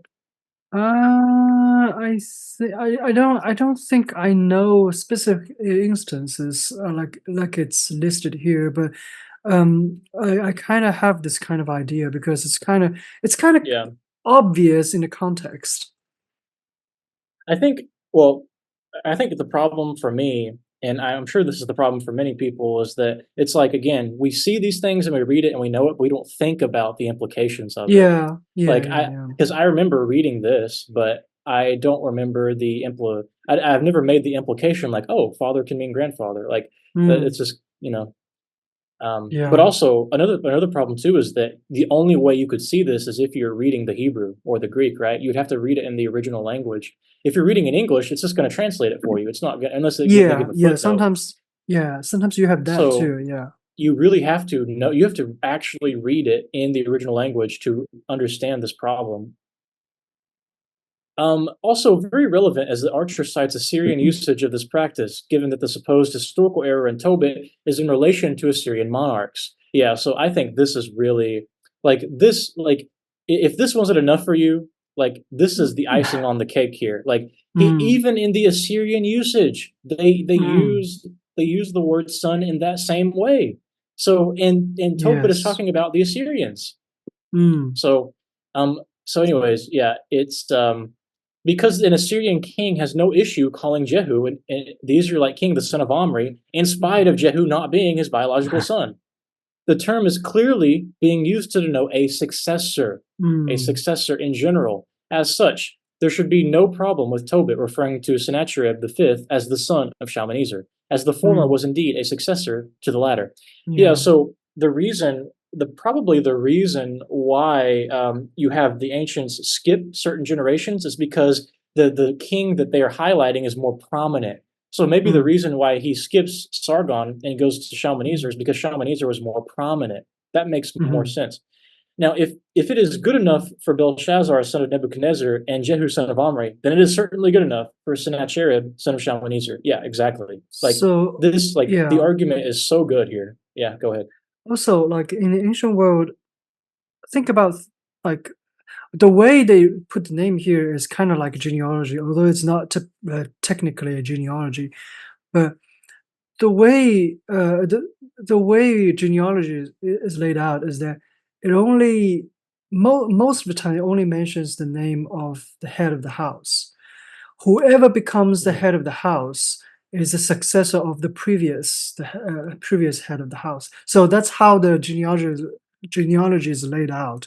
Who is the first head of the house? Who is the second? Like it's like a family chief or tribal chief or something like that. So every successor in that sense is a successor of the head of the house. Ideally, that successor would be the son of the previous of his predecessor, but because you have this ideal, it is very common to call a successor a son in a genealogical sense. Um, that's how tribal ancient people perceive the order of the society. That's how they perceive the order of society. So this is a very important concept for us to grasp when we read those kind of languages in the Bible, because Yeah, even though the Bible doesn't explain this sociologically in a very academic, yeah, sociological way, the way it presents it reflects the sociological concept behind it. So we need to have this concept to understand why it's saying that. It's not really saying the things that we think it's saying. We think about things very individualistically, very biologically, very scientifically. Ancient people didn't yeah. think this way. So I think we need Yeah, to have very this very real, logically. Like yeah, yeah, yeah, we think logically in a certain way. They scholastically, don't. yeah, Yeah, scholastically. Yeah, yeah, like we think by definition so strictly, and that's just yeah, not how they think. right, Yeah, and I think that's what I really like about this blog is that he really does get into the language and the culture and the concepts, doesn't he? yeah, And so that's what I really love about it. mm, He's actually getting into like the stuff that we often get into on this channel and in our research. right, Now he talks about the age. So we've mm, already dealt with the issue of the names and the idea of the son of and this mm, problem. Now he's talking about the age of Tobit because there's a mm, discrepancy. Much like the names of the conquerors of Nineveh, the ages of Tobit and even Tobiah depend on the manuscript family. So mm. in the in the G1 version, that gives Tobit's age at the time of his death as 158, while the Greek 2 gives it as 112. So that's a big difference. On its Mm. part, the Latin Vulgate gives his age as 102. So the Vulgate even gives you an even different date. The apparent chronological error comes in when Tobit 1, chapter 1, verses 4 and 5 seems to say that Tobit was a young man during the rebellion of Jeroboam the first, which would make him much older. And so, but is it talking about Jeroboam the first? That's the question here that he answers. So Mm. here's the passage. When I lived as a young man in my own country, in the land of Israel, the entire tribe of my ancestor Naphtali broke away from the house of David, my ancestor, and from Jerusalem, the city that had been singled out of all Israel's tribes, that all Israel might offer sacrifice there. It was the place where the temple, God's dwelling, had been built and consecrated for all generations to come. All my kindred, as well as the house of Naphtali, my ancestor, used to offer sacrifice on every hilltop in Galilee to the calf that Jeroboam, king of Israel, had made in Dan. Carrie Moore points out a peculiar reading from the Latin Vulgate in Tobit 1:4, where most texts say that Tobit was young at the time of Jeroboam's rebellion. So here's what it says. The Vulgate alone has this gratuitous comment. And although Tobit was younger than any of the tribe of Naphtali, yet he did no childish thing in his work. Possibly this was part of the Aramaic text used by Jerome rather than his own Mm. aside, rather than his own comment, according to Moore. He goes on to Mm. say that this puzzling Latin comment can avoid giving the impression that Tobit was around during the time of Jeroboam the first. Earlier, Moore says the Vulgate is a secondary witness and so of limited value. And yet, since he suggests that the curious comment the Vulgate gives in Tobit 1:4 may have come from the Aramaic text used by St. Jerome, that implies that the readings from the Vulgate should not be dismissed. So he points out Mm. a contradiction. Moore says Yeah. that the Vulgate it has no value to it or little value, but then Moore says that Jerome probably took this from the Aramaic.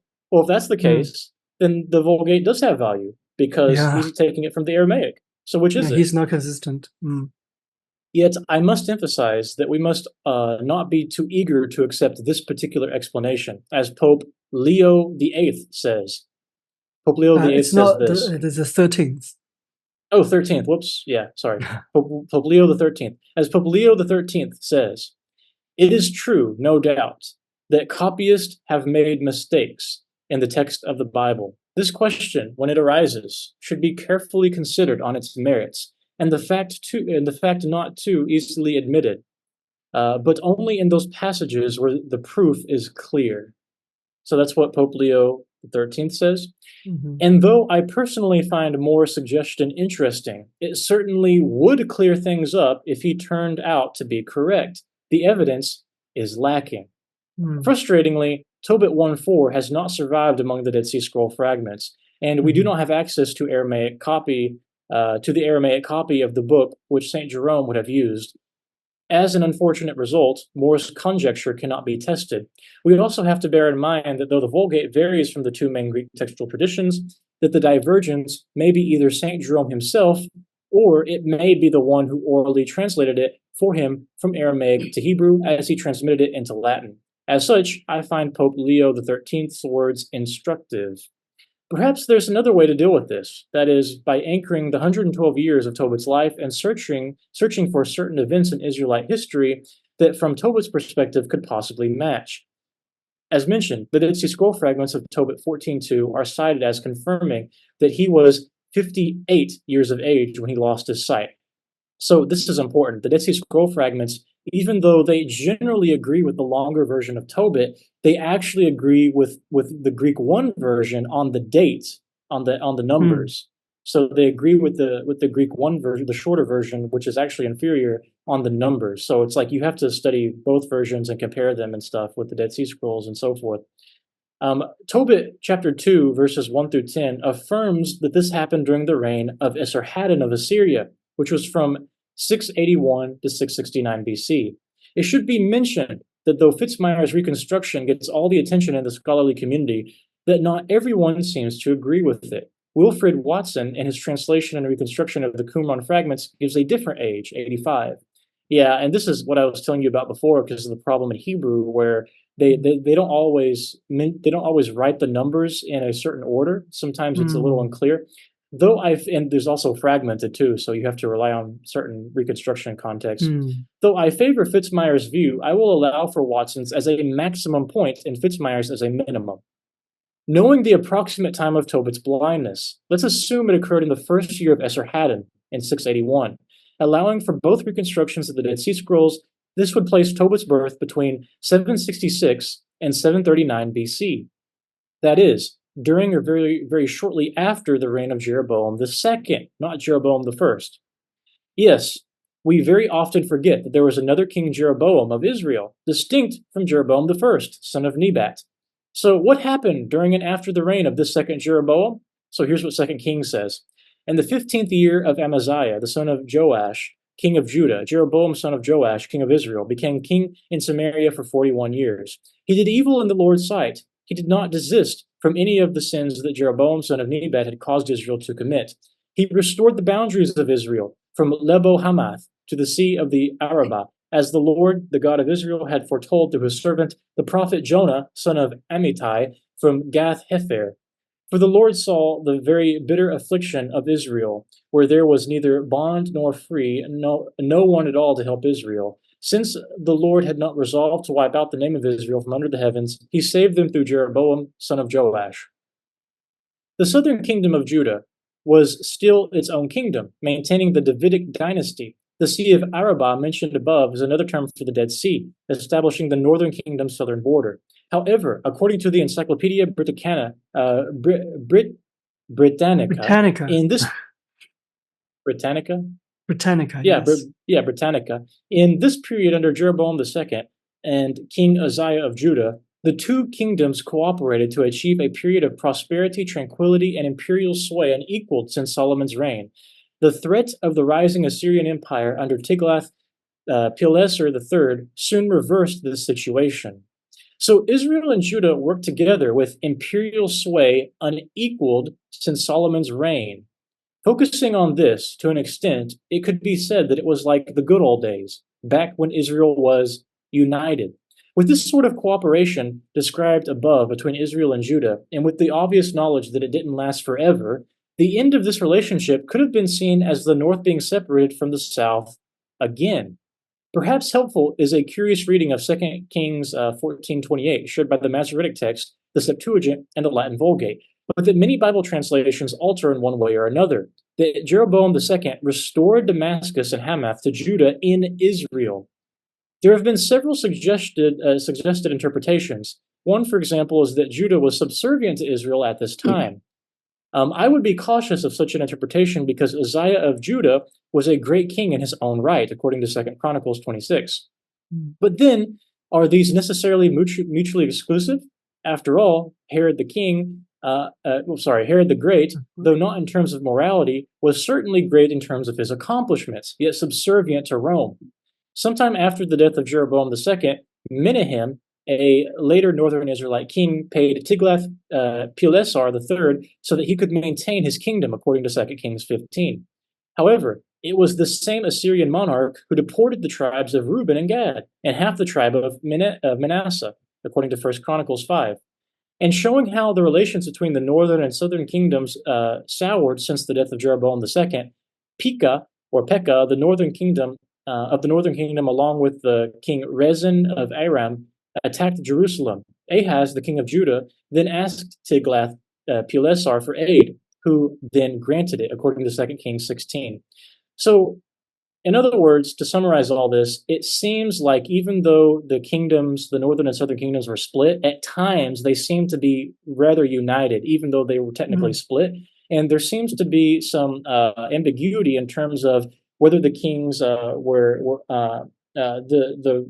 there seems to become some ambiguity in terms of how the kings related to each other, whether they were on good terms or bad terms and this type of thing. Yeah, These yeah. would have been events that Tobit would have known about. Yeah, go ahead. Did you want to make a comment there? I was just I wanted to say that when you read the books of Kings and Chronicles, you realize that sometimes they do have good relationships. The kings called each other brothers, but actually sometimes they have very bad relationships. They have war towards each other, especially towards the end of the kingdom of Israel, the northern kingdom of Israel. That's what we've seen. So and surely there have been attempts to reunite in a more, at least in a cultural level, in a cultural sense. There are time when there's more tension, there are time when there's less tension. Just sort of like the relationship between China and Taiwan. Sometimes they have good terms, people can travel from each other, but sometimes they're kind of almost at the blink of a war. So I think that's what happened in the north and in the south, and I think that's uh, uh, Tobit was born in a time when things weren't that bad, so to speak. Yeah. But Yeah. even Yeah. even even in that case, still, if you go to Jerusalem all the time, it's sort of like politically incorrect because you have what the first what Jeroboam the first said, the calf, the idol. So Yeah. this tension within the situation too, but we will come to that when we come to the when we will come to the text itself. Yeah. Yeah. Yeah, and to basically to summarize his main point here is the scholars or some people are assuming that he lived in the time of Jeroboam the first, but actually it seems like he lived right around the time or right after the time of Jeroboam the second. So he says that these would have been events that Tobit would have known about. If this historical reconstruction is correct, and assuming the reconstruction of 58 years from the Dead Sea Scrolls is accurate, Tobit could have been born into the later stages of a certain environment where one where Israel and Judah had amicable relations, a sort of unity, which was then followed by an unfortunate breakdown. Amicable relations followed by hostility, a sort of unity followed by separation. So my proposal is that rather than being a reference to the separation of the northern 10 tribes under Jeroboam, son of Nebat, shortly after the death of Solomon, Tobit 1:4 refers to rather the breakdown of relations after Jeroboam the second. I I think think that's it's a pretty really obvious. I think it's yeah, obvious yeah. because whenever it talks about what happens in when Toby was young, as I read the text, the first thing that came to my mind was that must be towards the end of the end of the Northern Kingdom. Like it's so obvious, like about the time of Jeroboam the second, or like later time.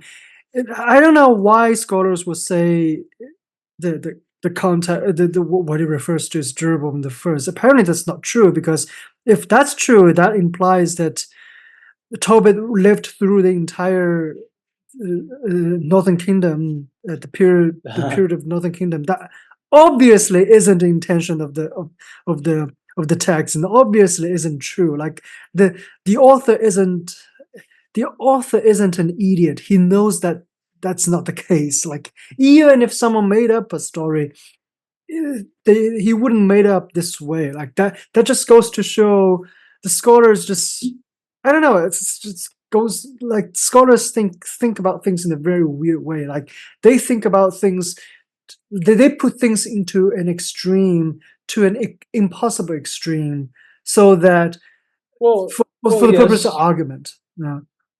Well, yes, there's that, but I want to be kind of fair to them. Part of the problem is back to the age discrepancy, right? So you either have 158, you have ages ranging from 158 to 102, which I Mm. guess actually that's not that big of a difference if you think about it on the Yeah. wider scheme of things. But Right. so let's keep going here. Mm. However, if this is the case, why the reference to the idolatrous calf of the first Jeroboam in the following verse? Perhaps for the same reason that it is referenced elsewhere in Scripture. 2 Kings 14:24 points out that Jeroboam II continued on the same sinful path as Jeroboam son of Yeah. Nebat. Other Exactly. references That's of exactly. other Yeah. references of Jeroboam the first are given in the case of King Zechariah, 2 Kings 15:9, of King Menahem in 2 Kings 15:18, of King Pekah, 2 Kings 15:28, and of King Jehu, 2 Kings 10:29, all of which persisted in the same error. Whether my proposal is right or wrong, if in Tobit 1:5 he simply means that his kin and tribe followed in the footsteps of the son of Nebat, it would make sense either way. So I think this is the confusion. The confusion is that he does refer to the calf of Jeroboam the first, but that Hmm. doesn't mean that he's talking about Tobit lived around the time of Jeroboam the first. I think it's So obvious, isn't it? Like yeah, that's like, it's obvious that that's what it means, rather than he said that he lived in that time. Like, I mean, it's just common sense. Like, it's not, he's not saying that I lived from the beginning of the Northern Kingdom to the end of the Assyrian Empire. Like, that's apparently not what he's saying. Like, it's like, just use your common sense, man. It's just, I don't know how to say it. Like, that's the one of the frustrations Well, I face when I, their common sense is scholastic, though. that's one of the frustration I had when I was reading some archaeological reports about Exodus by the secular scholars. It seems that they don't really know what the Bible is talking about. They made a lot of Yeah. comments that, come on, it's already said in the Bible that that's happened this way at this time. There's a situation like this, but they try to read something else into the text and say, look, the text isn't right because it means that. No, the text doesn't mean by that, because the text clearly says something else, and they just don't read the text and just make things up and say the text is not reliable compared to some archaeological evidence. It's just, that's just very frustrating to me. Like, uh, I think Yeah, there's a people lot of should people should know that, nonsense about the Exodus yeah, out there. I think people should know that a lot of scholars, they only know the things in their hand. They know nothing about the things apart from the things that they're dealing with. Like, for us who deals with the Bible, we need to learn ancient Near Eastern languages, ancient Near Eastern culture, archaeology, and all kinds of things. We need to learn all these things, and Roman Empire and the mythology and all this type of thing, because we have Old and New Testament, apocryphal steps, and so forth. But a lot of scholars, a lot of secular scholars, they all they knew, all they knew is the things in their head.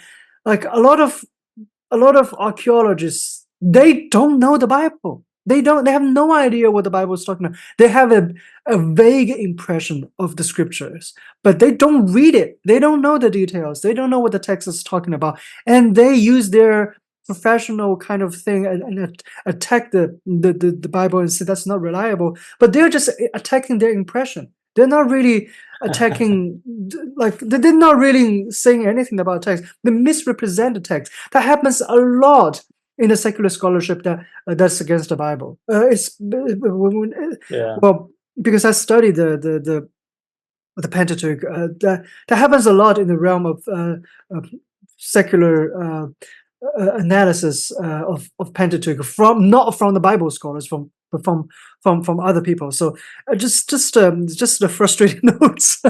Yeah. Well, it looks like that's what's happening here too, is they're Yeah, attacking a false impression. yeah. A possible response could be, assuming you're right that we are missing context and that Tobit doesn't actually mean to claim he was alive during the split immediately after Solomon's death, why doesn't he at least hint at it? I would argue that he in fact does. The hint is Tobit's age of 112. So that's what he says. I freely confess that my proposal is not the easiest way to read Tobit, and the Protestant may understandably base his objection to my proposal on that fact alone.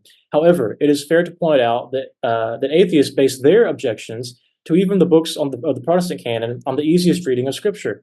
The famous example is the often cited case of the apparent inconsistency between the nativity accounts of Matthew and Luke. Skeptics often accuse the Bible of self-contradiction because Luke says Jesus was born during a census, mentioning Quirinius, while Matthew says that he was born during the reign of Herod the Great. The historian Josephus mentions a census under Quirinius in 6 AD, but makes it clear that it was years after the death of Herod, which occurred in 4 BC. Hence, the skeptic accuses the Bible of contradiction based on the easiest reading of the text. If the simplest reading was necessarily the correct reading, then by the same logic, Protestants would have to throw out at least one of the Gospels. In response, Protestants defend the nativity accounts from these skeptical assaults with various explanations, some more likely than others. I agree with them that the Gospel accounts, in spite of the easiest reading, do not contradict each other. But why did they defend the chronology of Matthew and Luke while attacking the chronology of Tobit? In a nutshell, they like the Gospels, but they just don't like Tobit. So, yeah, I think, yeah, that's very well put. I mean, there's other stuff he could have mentioned here. Like, he could have actually given you a breakdown of. So here's what I did. I felt Mm, that where his blog was weak, I kind of supplemented it in my own notes. So here's my mhm, notes above. mm, So let me tell you what I said about the date of when Tobit lived and how long he lived. So the standard scholarly view established by Fitzmyer, well, actually, this is about the Book of Tobit itself. So let's first of all talk about the date of the Book of Tobit. The standard scholarly view, as established by Fitzmyer, says that the Book of Tobit dates from 225 to 175 BC. Of course, we reject this view, as it assumes the book is pseudepigraphal, and it assumes the original date does not go back further than the earliest ancient witness to the text, the Dead Sea Scrolls. As believers of the Book of Tobit, we believe the book is authentic and historically true. Hence, it was written by Tobit as it claims. Then to ascertain where the Book of Tobit fits in history, we would take note of some historical facts and references from within the book itself. Okay, and so then that's why I did the research on looking up the historical kings of Assyria and the historical kings of Babylon. So here's the historical kings of Syria. This is basically the time frame we're dealing with. And then here's the historical kings of Babylon after that. So here's what we know, okay? And here's what we know from the Book of Tobit and from secular history. So from secular history in the Book of Tobit, here's the dates we can establish. In 722 BC, Assyria conquered Israel. Okay, that was right at the end of Shalmaneser's reign. Tobit is captive in the reign of Enemisaros or Shalmaneser, according to Tobit 1:2. So somewhere in Shalmaneser's reign, Tobit is captive. Okay, and we know that he conquered Israel in 722. So you can establish that Tobit is somewhere taken captive in these years, which means obviously he was born before that. In 612 BC, Nineveh is destroyed. That's 110 years later. So 612. So that's like during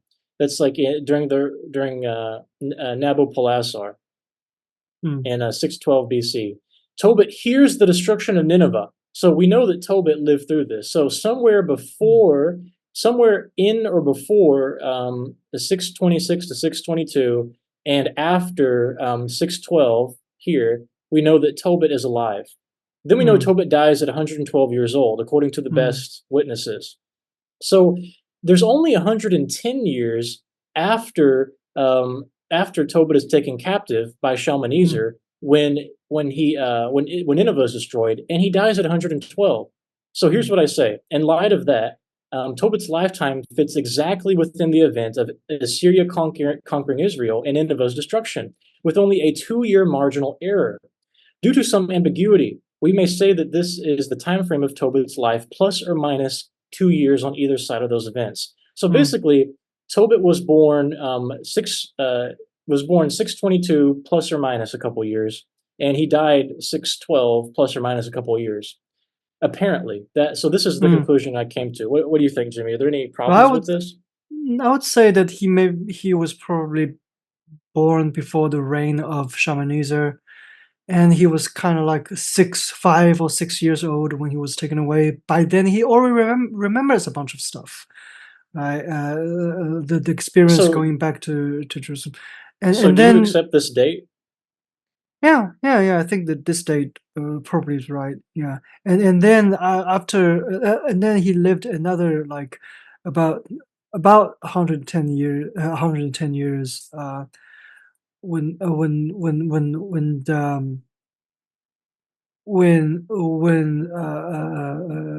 Assyria was conquered. But I think he because he said he heard the destruction of Nineveh, so I think he was like he probably died in the same year. Like he heard it, and like I think that's. So you think he died 612 and he was born 724?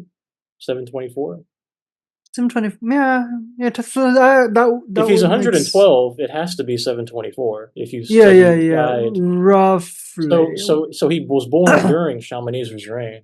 Oh, he was born. Yeah, doing something. Yeah, well, yeah. So you'd have to say he's born during Shalmaneser's reign. Maybe, yeah. If you My accept math is the old, if you accept the bigger dates of Tobit's lifetime, 150 something, then you could say that you could make the margins a bit wider and say he was born right before Shalmaneser and died a little bit after.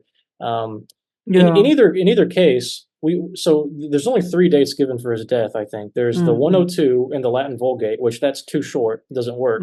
There's the 112, which does work, And Mhm. then there's the 158, which seems to be too long. So the I 112 think seems to one be the best I think one.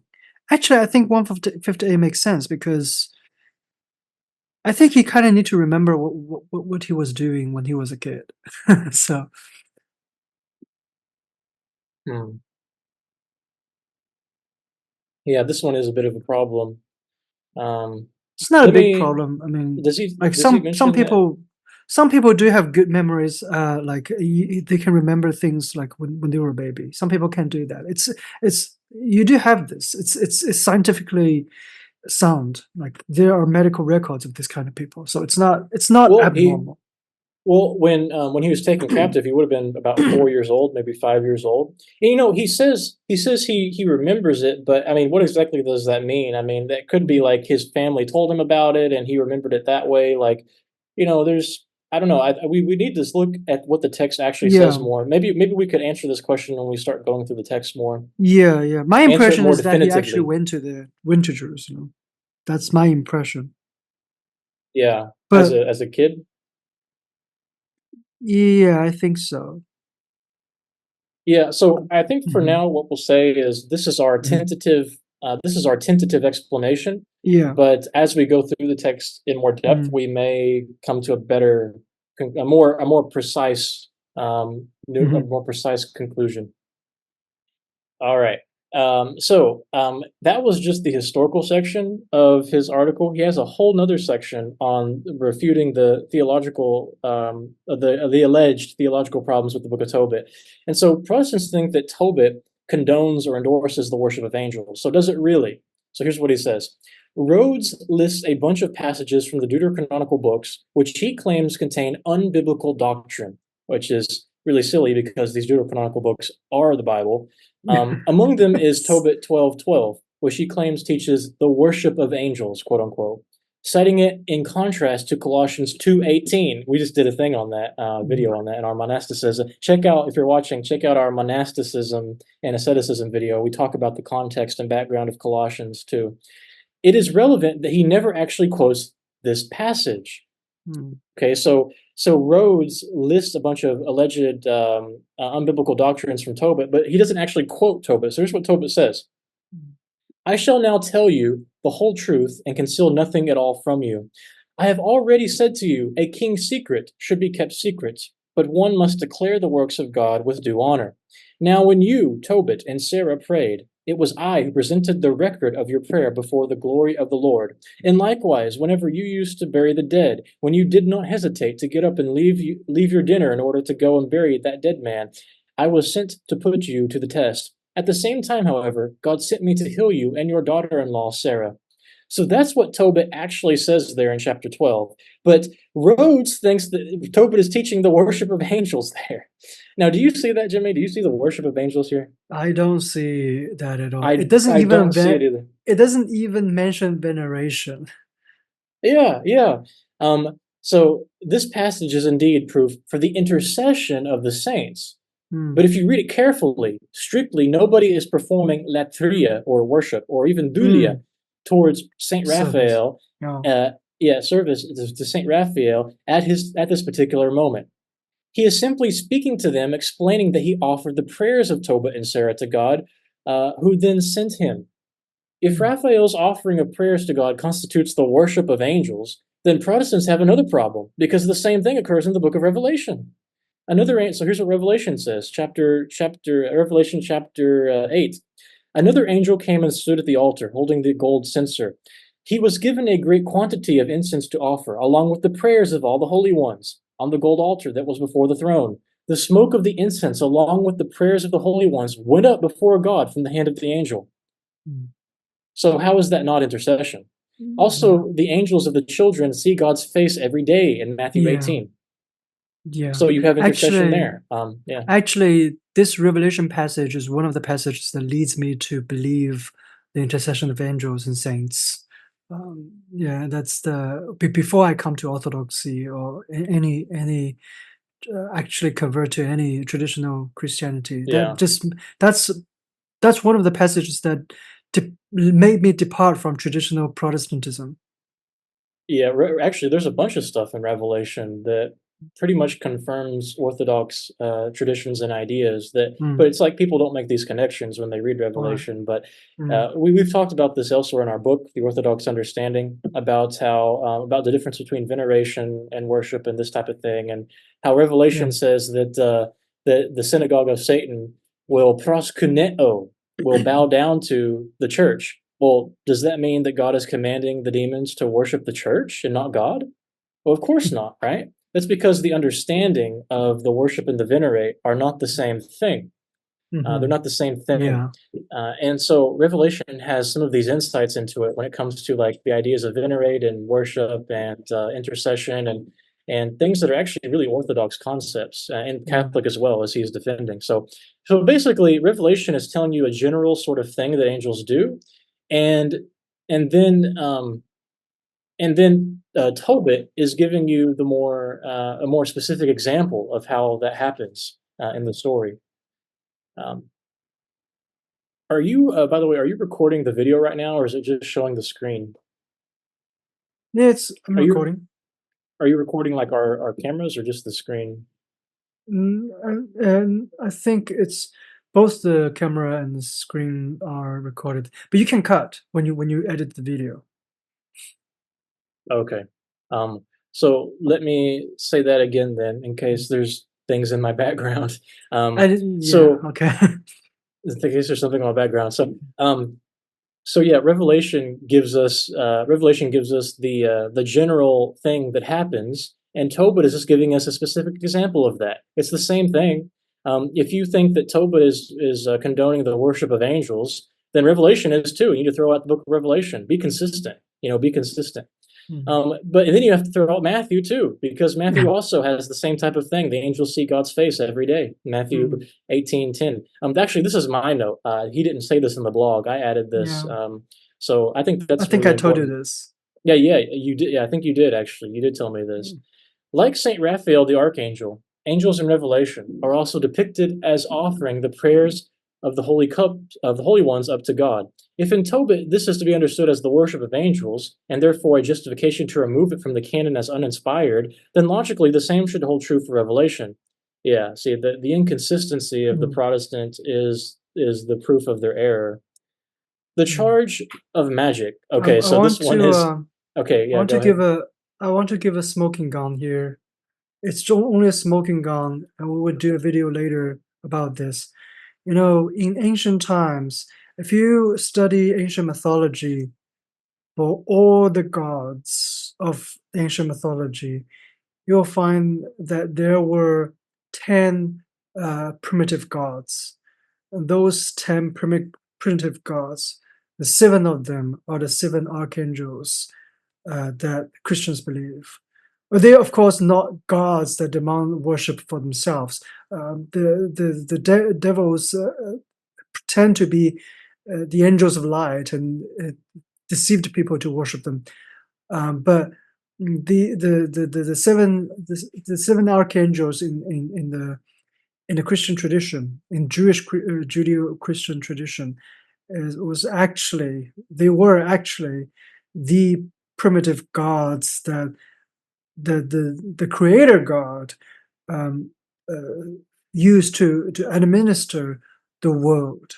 So they're not supposed to be worshipped, but they were quote unquote gods. So um, uh, Yeah, speaking of speaking of gods of like worship of angels, like I think um, I think we need to have some discernment here. Like it's not about the angels are still function the real holy angel are still functioning as the gods that lead people to the creator God. They still function this way, but they don't receive worship.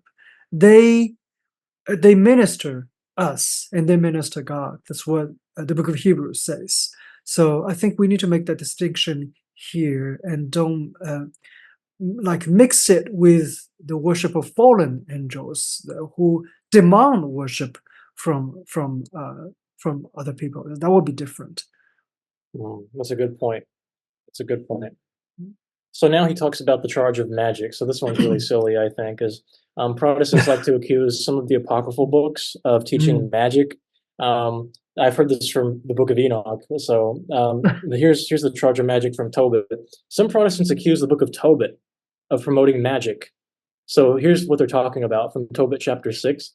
Then the young man asked the angel this question, Brother Azariah, what medicine is in the fish's heart, liver, and gall? He answered, as for the fish's heart and liver, if you burn them and make smoke in the presence of a man or a woman who is afflicted by a demon or evil spirit, any affliction will flee and never return.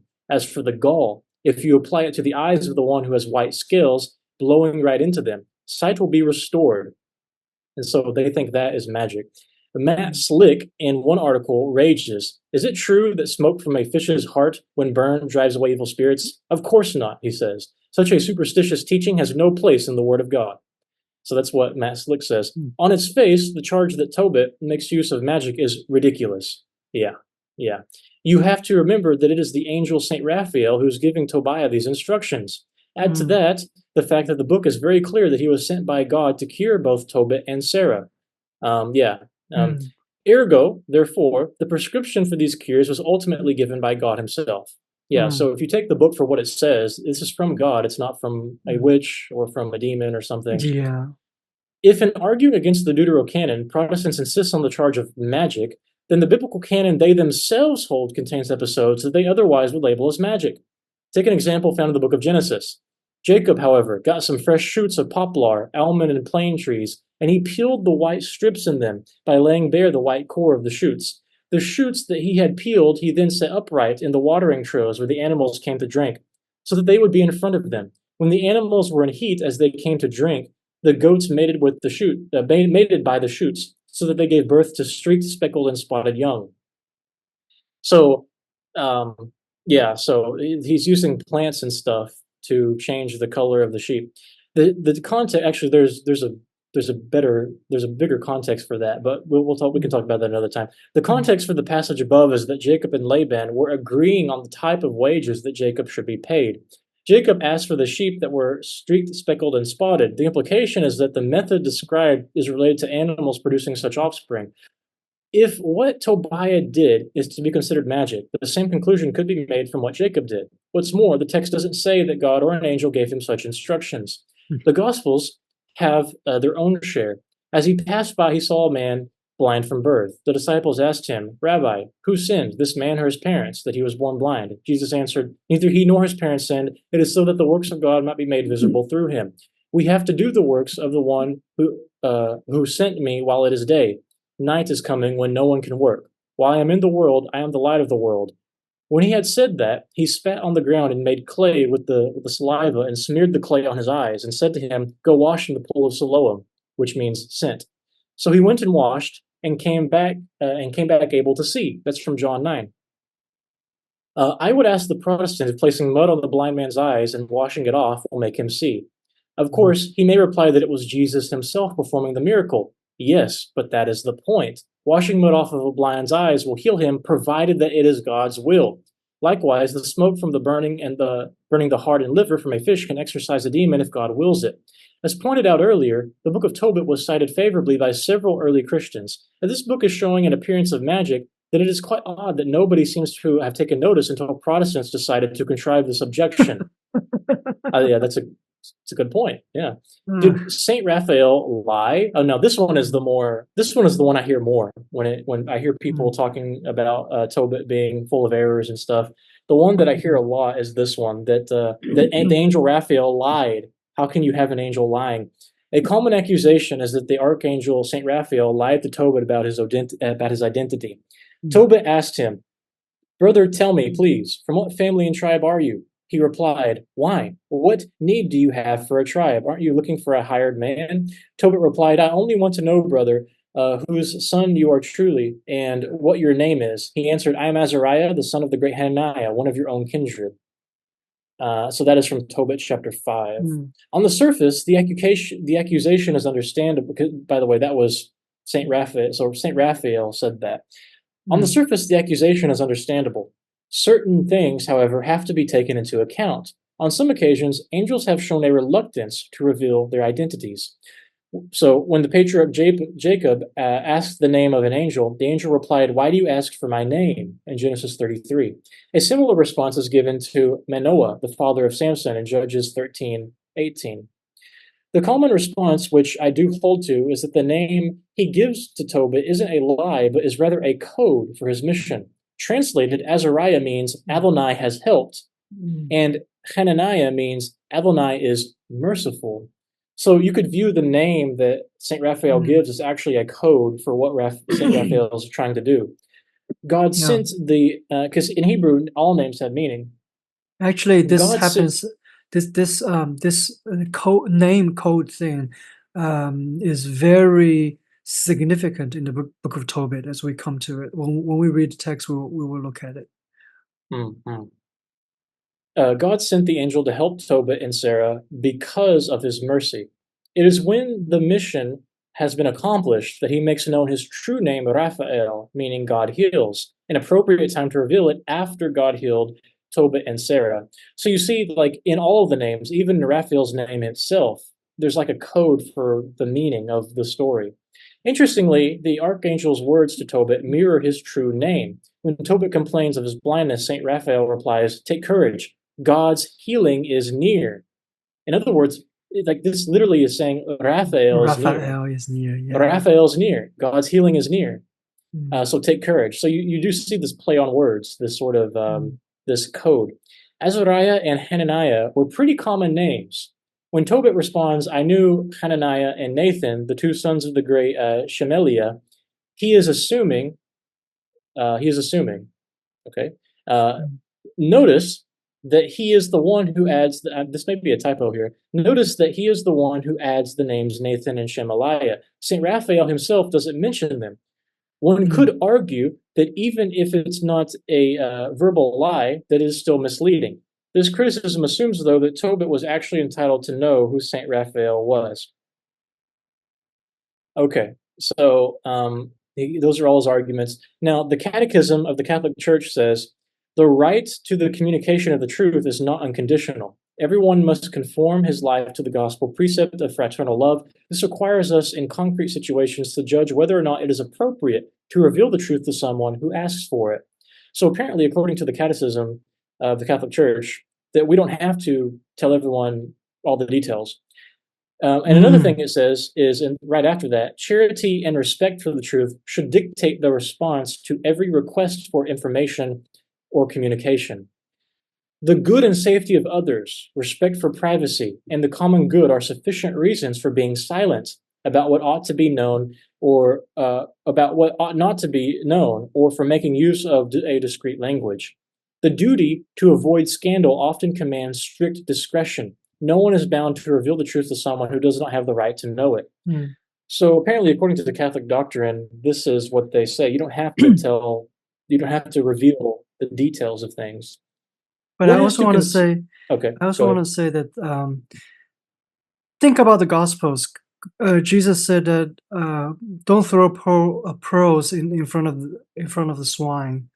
You don't give everything to everyone. Yeah, And yeah, Jesus said, the Gospel said that Jesus only teaches through parables, only disclose everything with his disciples, because yeah. That's a really hearing good example. hearing they do not hear, seeing they do not see, so that in case they see and they hear and they understand, they turn back and I heal them. You know what? So There's something really profound about that because it's the same thing in Tobit in a way. Because in Tobit, it's like the angel calling himself Azariah and mm, Hananiah, the son of Hananiah. That is like a code. It's like a parable, just like how mm, Jesus gives a parable. But then mm, he reveals his true identity after Tobit's eyes are opened. Like mm. he goes from being blind to seeing. And likewise, Jesus talks about the Yeah. spiritual blindness. There's something very profound in that, man. I think you just made a really Yes. interesting connection. It's like Yeah. Tobit is like teaching you like the way Jesus teaches. Mm. It's like Yes. giving you a forerunning example of how Jesus Yeah, teaches. There's something that's really right. we need to think about that a bit more. There's something really profound in that. Um, Yeah, yeah, I yeah. think that's a That's a better good way of point. looking at it. Is that Right. Tobit is giving you like a parable And then Mm. because Tobit's eyes were because the eyes were closed, they were literally Mm. closed. He was blind. But then when his eyes are opened, he's able to see, and he's able to see Raphael as who he truly is. And there's something really incredible about that. Likewise, what Jesus does in the Gospels, their Mm. eyes are closed, their ears are closed, lest they would see and hear. And but then to the disciples, though, to those who are in, Mm. they do see. Yeah, So yeah, they have to hear in parables first. Yeah, there's that's right. something really incredible about that. Yeah, yeah. And also that's also why the church doesn't disclose every mystery of the church to everyone. Like in the early Hmm. church, catechumens literally do not participate. They do not see. They do not. They were not present when the second half of the liturgy happens. They do not attend Eucharist. They only attend the first half of the liturgy, which is just reading the scriptures and preaching. That's it. So Hmm. so I think like that wisdom, that kind of mystery, the sense of mystery, and also the sense of mystery expressed in secrecy, Yeah. in riddles. Is that kind of wisdom is preserved in the Orthodox Church, and like, but we see this throughout the Bible. Like even in the Old Testament, in the prophetic works, it says that I open my mouth and speak riddles, speak parables. Like they don't speak plainly a lot of Yeah. times. So yeah. Yeah. Um, yeah, those are good points there. Mm. So he says one has to consider what the reaction could have been if Saint Raphael just came out and revealed he was an angel. Incredulity certainly comes to mind as a possibility, which certainly wouldn't have helped matters. If that were the case, he would have probably been seen as dishonest or insane. Either way, unreliable as a traveling companion for Tobiah. However, in biblical history, there was a fear of death associated with having seen an angel. We see this Yeah. in Judges chapter 6 and Judges 13. A fear of seeing angels survived into New Testament times and can be seen in the Gospels. In fact, when St. Raphael finally reveals his identity to Tobit and Tobiah, it says, greatly shaken, the two of them fell prostrate in fear. But Raphael said, do not fear, peace be with you. That's in Yeah. Tobit 12. So we see that there's even this fear of meeting an angel, and maybe that's why Raphael kept his identity secret. Mm. Having stated all the above, the angel does claim kinship to Tobit. So when Tobiah first encounters Saint Raphael, the angel tells him, "I am an Israelite, one of your kindred." That's in Tobit 5:5. The accusation now would seem inescapable, but not necessarily. Scripture indeed teaches that God does not lie. That's in Numbers 23. However, the Protestant overlooks that Tobit is clear that the archangel was sent by God himself. Thus, he was acting on his instructions. As such, it can be charitably concluded that he also spoke the words that God instructed him to use, and that they were indeed true in a way known first by God himself. It wouldn't necessarily have been in a manner that we would typically imagine because angels do not become human beings. St. Raphael even said that though Tobias saw him eating and drinking, it was a vision. That's in Tobit 12. God's ways and thoughts are far beyond ours. That's Isaiah 55. And our failure to grasp the truth in a statement from a messenger of God does not, therefore, make it false. Now, I that's all he think said, though. That's all he yeah. says about that. Mm. I think I think angels are kindred to us, aren't we? Like, what are angels called in the Old Testament? Yeah, The sons of God. Who we are? Who are yeah, we, Christians, children of God? And even the Israelites sometimes refer them as children of God. So of course they are kindred, in a very yeah, even in a kind of literal sense, like kind of literal sense. yeah. They are a Yeah, kindred. Yes. it depends on what you mean by kindred.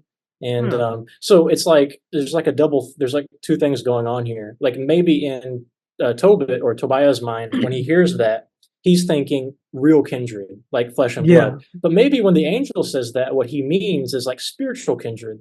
Yeah. Yeah. Maybe that's the issue. So that's a possibility. Mm. So that was what he has to say about that. Now he talks about teaching earned salvation. Oh, yes. So this Mm. goes to the charity quote, the almsgiving covers sins thing. So here we go.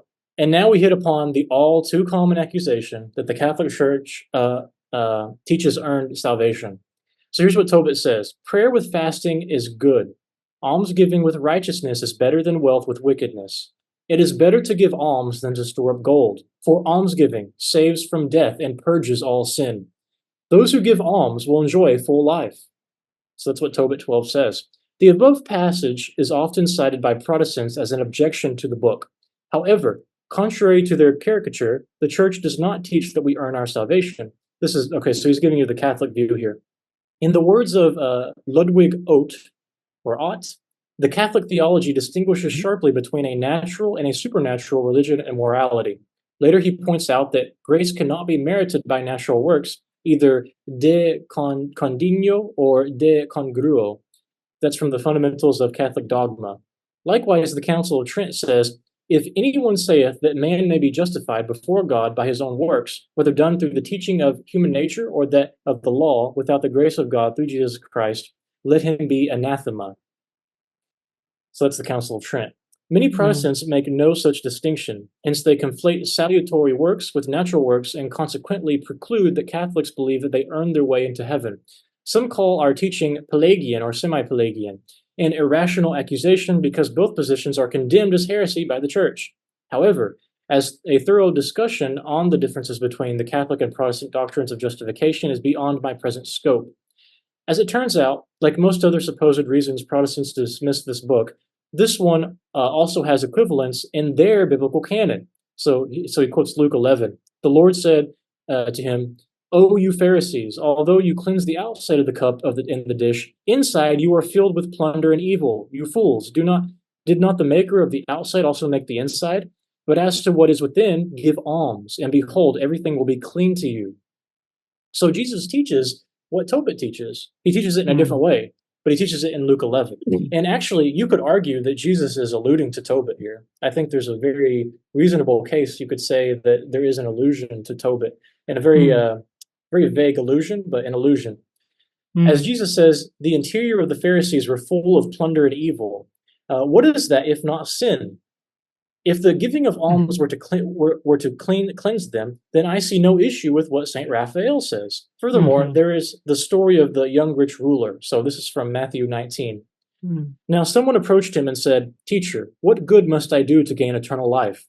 He answered him, "Why do you ask me about the good? There's only one who is good. If you wish to enter into life, keep the commandments."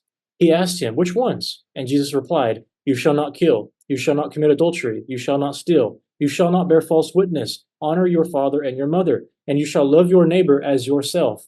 The young man said to him, "All of these I have observed. What do I still lack?" Jesus said to him, "If you wish to be perfect, go, sell what you have and give to the poor, and you will have treasure in heaven. Then come follow me." When the young man heard this statement, he went away sad, for he had many possessions. So again, It's that's very Matthew 19. interesting. It's very interesting Yeah. that Jesus didn't say, "Believe me and you will be saved." Yeah, it is, isn't it? That's a good point. Yeah. He didn't say, "Give intellectual assent that I am who I am." And the answer stems from the question, what must I do to gain eternal life? The rich young ruler had kept all the commandments. He just lacked this one thing. This same episode also appears in Mark 10 and in Luke 18. Luke leaves out the detail of the ruler leaving. If St. Raphael's statement on alms is to be considered a valid justification to remove it from the canon of Scripture, then we are also faced with the awkward position of Jesus himself in the three synoptic Gospels, making statements that are in complete harmony with him. So I think that this Catholic apologist, Chris, as he goes by, has very, very, very well demonstrated that the theological objections are they're being inconsistent. The New Testament teaches that you need to give alms and to be cleansed on the inside. Well, what does that mean? I mean, Tobit is just it's what Tobit says is maybe a little more explicit, and maybe that's the problem, is that it's taking something that's a bit parabolic and vague, and it's making it more explicit. So maybe that's why they don't see the connection with the Gospels. But if you really think about like Luke 11, you think about Matthew 19, it seems pretty clear that there's not a problem. Well, and also, this is a whole theological misunderstanding, which we cover in our book. So there's a lot more behind that. But It seems see that our book, The Orthodox Understanding. It seems that the Protestants misunderstood Catholic teaching just as they misunderstood the Jewish teaching in the first century. They knew nothing about the background of everything. They just read a text out of their own mind, and that's very awful. Like they don't Yeah, really know what the Bible is talking about, and they pretend to know. by yeah, by thinking they are escaping every theological framework and philosophy, they have actually invented a new one. And Yes. yeah, so Mm, the conclusion he has. Admittedly, not every possible objection to the Book of Tobit has been tackled here, but I think that is hardly necessary. Most of them have equivalence with the biblical canon, which Protestants themselves also accept, both mm, historical and theological, to the point that the objections appear disingenuous. Yeah, exactly. Exactly. mm. The objections are disingenuous. Protestants defend Daniel over calling Belshazzar the son of Nebuchadnezzar, and yet attack Tobit for calling Sennacherib the son of Shalmaneser, when they can both be historically harmonized by being the same by using the same methodology, then I highly suspect their rejection of this, as well as other deuterocanonical books, is more motivated by simply not wanting them in their canon of scripture. Yeah. Exactly. That is exactly it. And thank you, Chris, Mm, for this article that you wrote. This was fantastic. mm, Jimmy and mm. I are in the Orthodox tradition, but we commend you, brother, in your tradition in the Catholic faith for writing this article. This was wonderful. This was amazing. This was really well put. This was very helpful to us, and I hope that it's Yes. helpful to you, our listener, to our Mm. podcast video today. Um, that is actually all that I have for this introduction video. Um, Jimmy, is there anything you want to add before we end this video? Any concluding Um, introduction comments on Tobit before we start going through the text for the next one?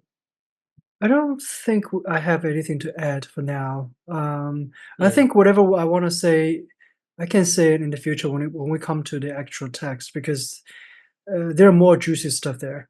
I guess I just want to conclude then by saying, by basically just kind of repeating some of the main points. So let's just kind of go over that. So what we learned is that there's three different text types of Tobit, and they're called by scholars as G1, G2, and G3. Now, it's the G1 and the G2 that are the ones that are more commonly known, and because they are in really significant manuscripts and in certain English Bible translations. Historically, the G1, which is the shorter text, was considered to be the text, the better text of Tobit.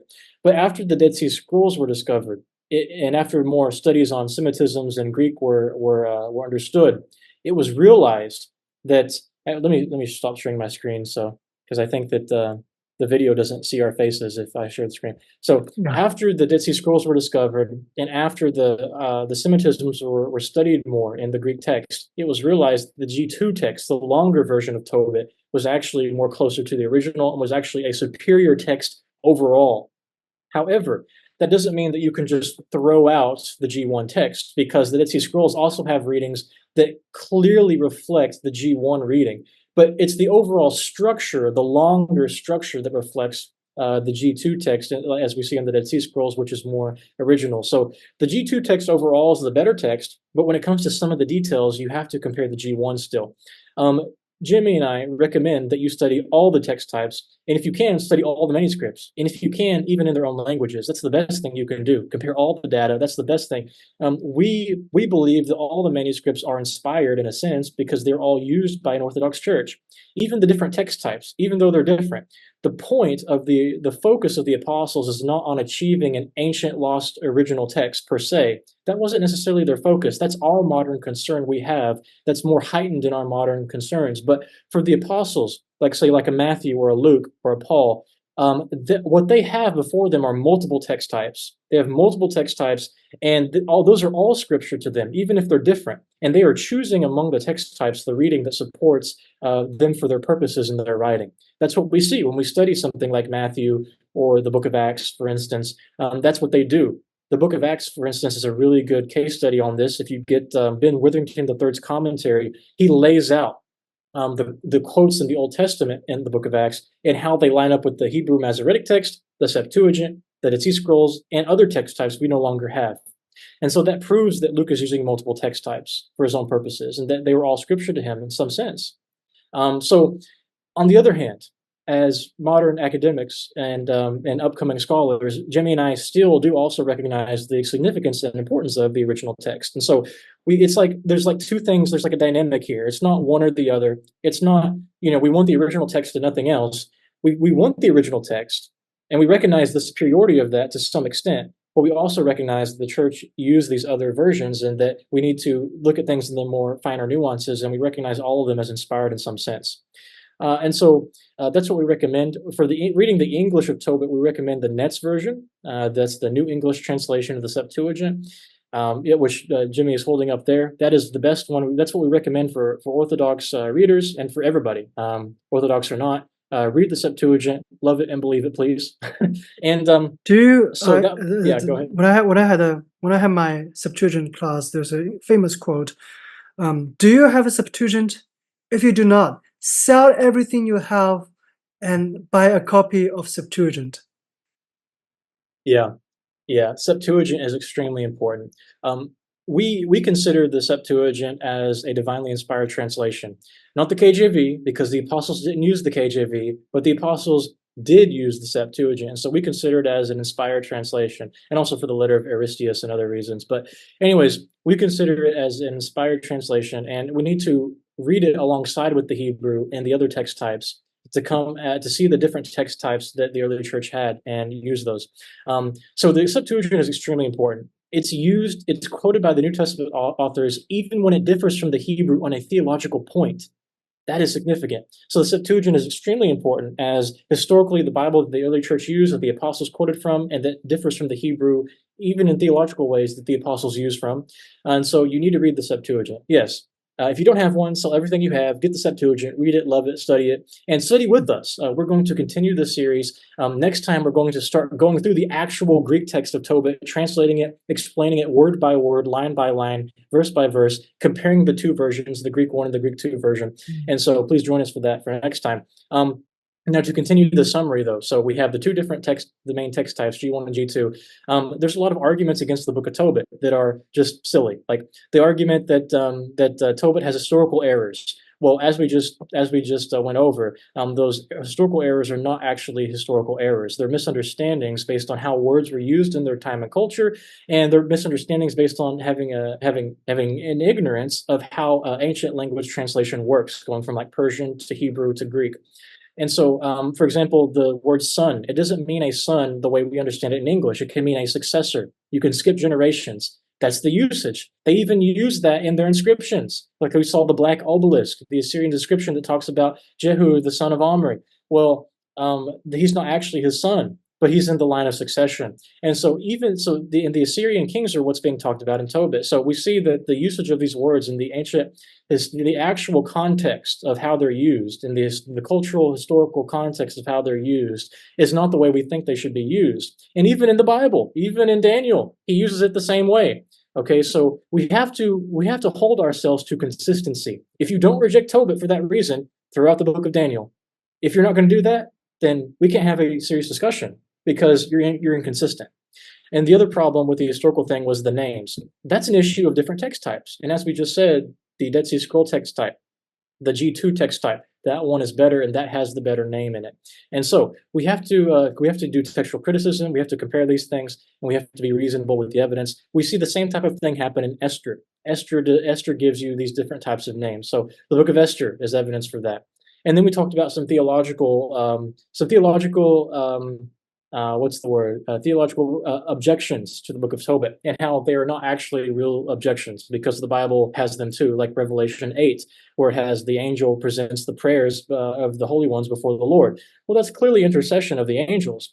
And Tobit does not condone worship of angels. It doesn't say that anywhere. It has the angels. It does condone the intercession of angels. That's what it teaches, just like the book of Revelation teaches. So again, if you want to reject Tobit, then throw out the book of Revelation. Be consistent, or don't be inconsistent. If you're going to be consistent, and we'll respect that. But if you don't want to be consistent, we don't respect that. Okay, you have to be consistent if you want to make these arguments. Now, and then there was a few other things like that we talked about, and Tobit does not teach. Well, actually, it does in a sense teach to earn salvation. That's a whole other problem, and you should see our podcast series on the Orthodox understanding for that. And then the other thing was magic. Okay, it doesn't teach magic. There's if you think Tobit teaches magic, you could say there's magic in the Gospels, like where Jesus puts the clay on the man's eyes. You know, so these are all either misunderstandings or they're inconsistencies, and people don't seem like they're really thinking about these things. It seems like there's an underlying problem that people have with Tobit, and the underlying problem is that they just don't want it to be in the canon because their tradition of the canon has something different. Well, the tradition of the canon in the early church was that Tobit was there. As we said, in Codex Sinaiticus, 4th century, Codex Vaticanus, Codex Alexandrinus, they have the Book of Tobit. The Dead Sea Scrolls have the Book of Tobit, but the Protestants don't have Tobit.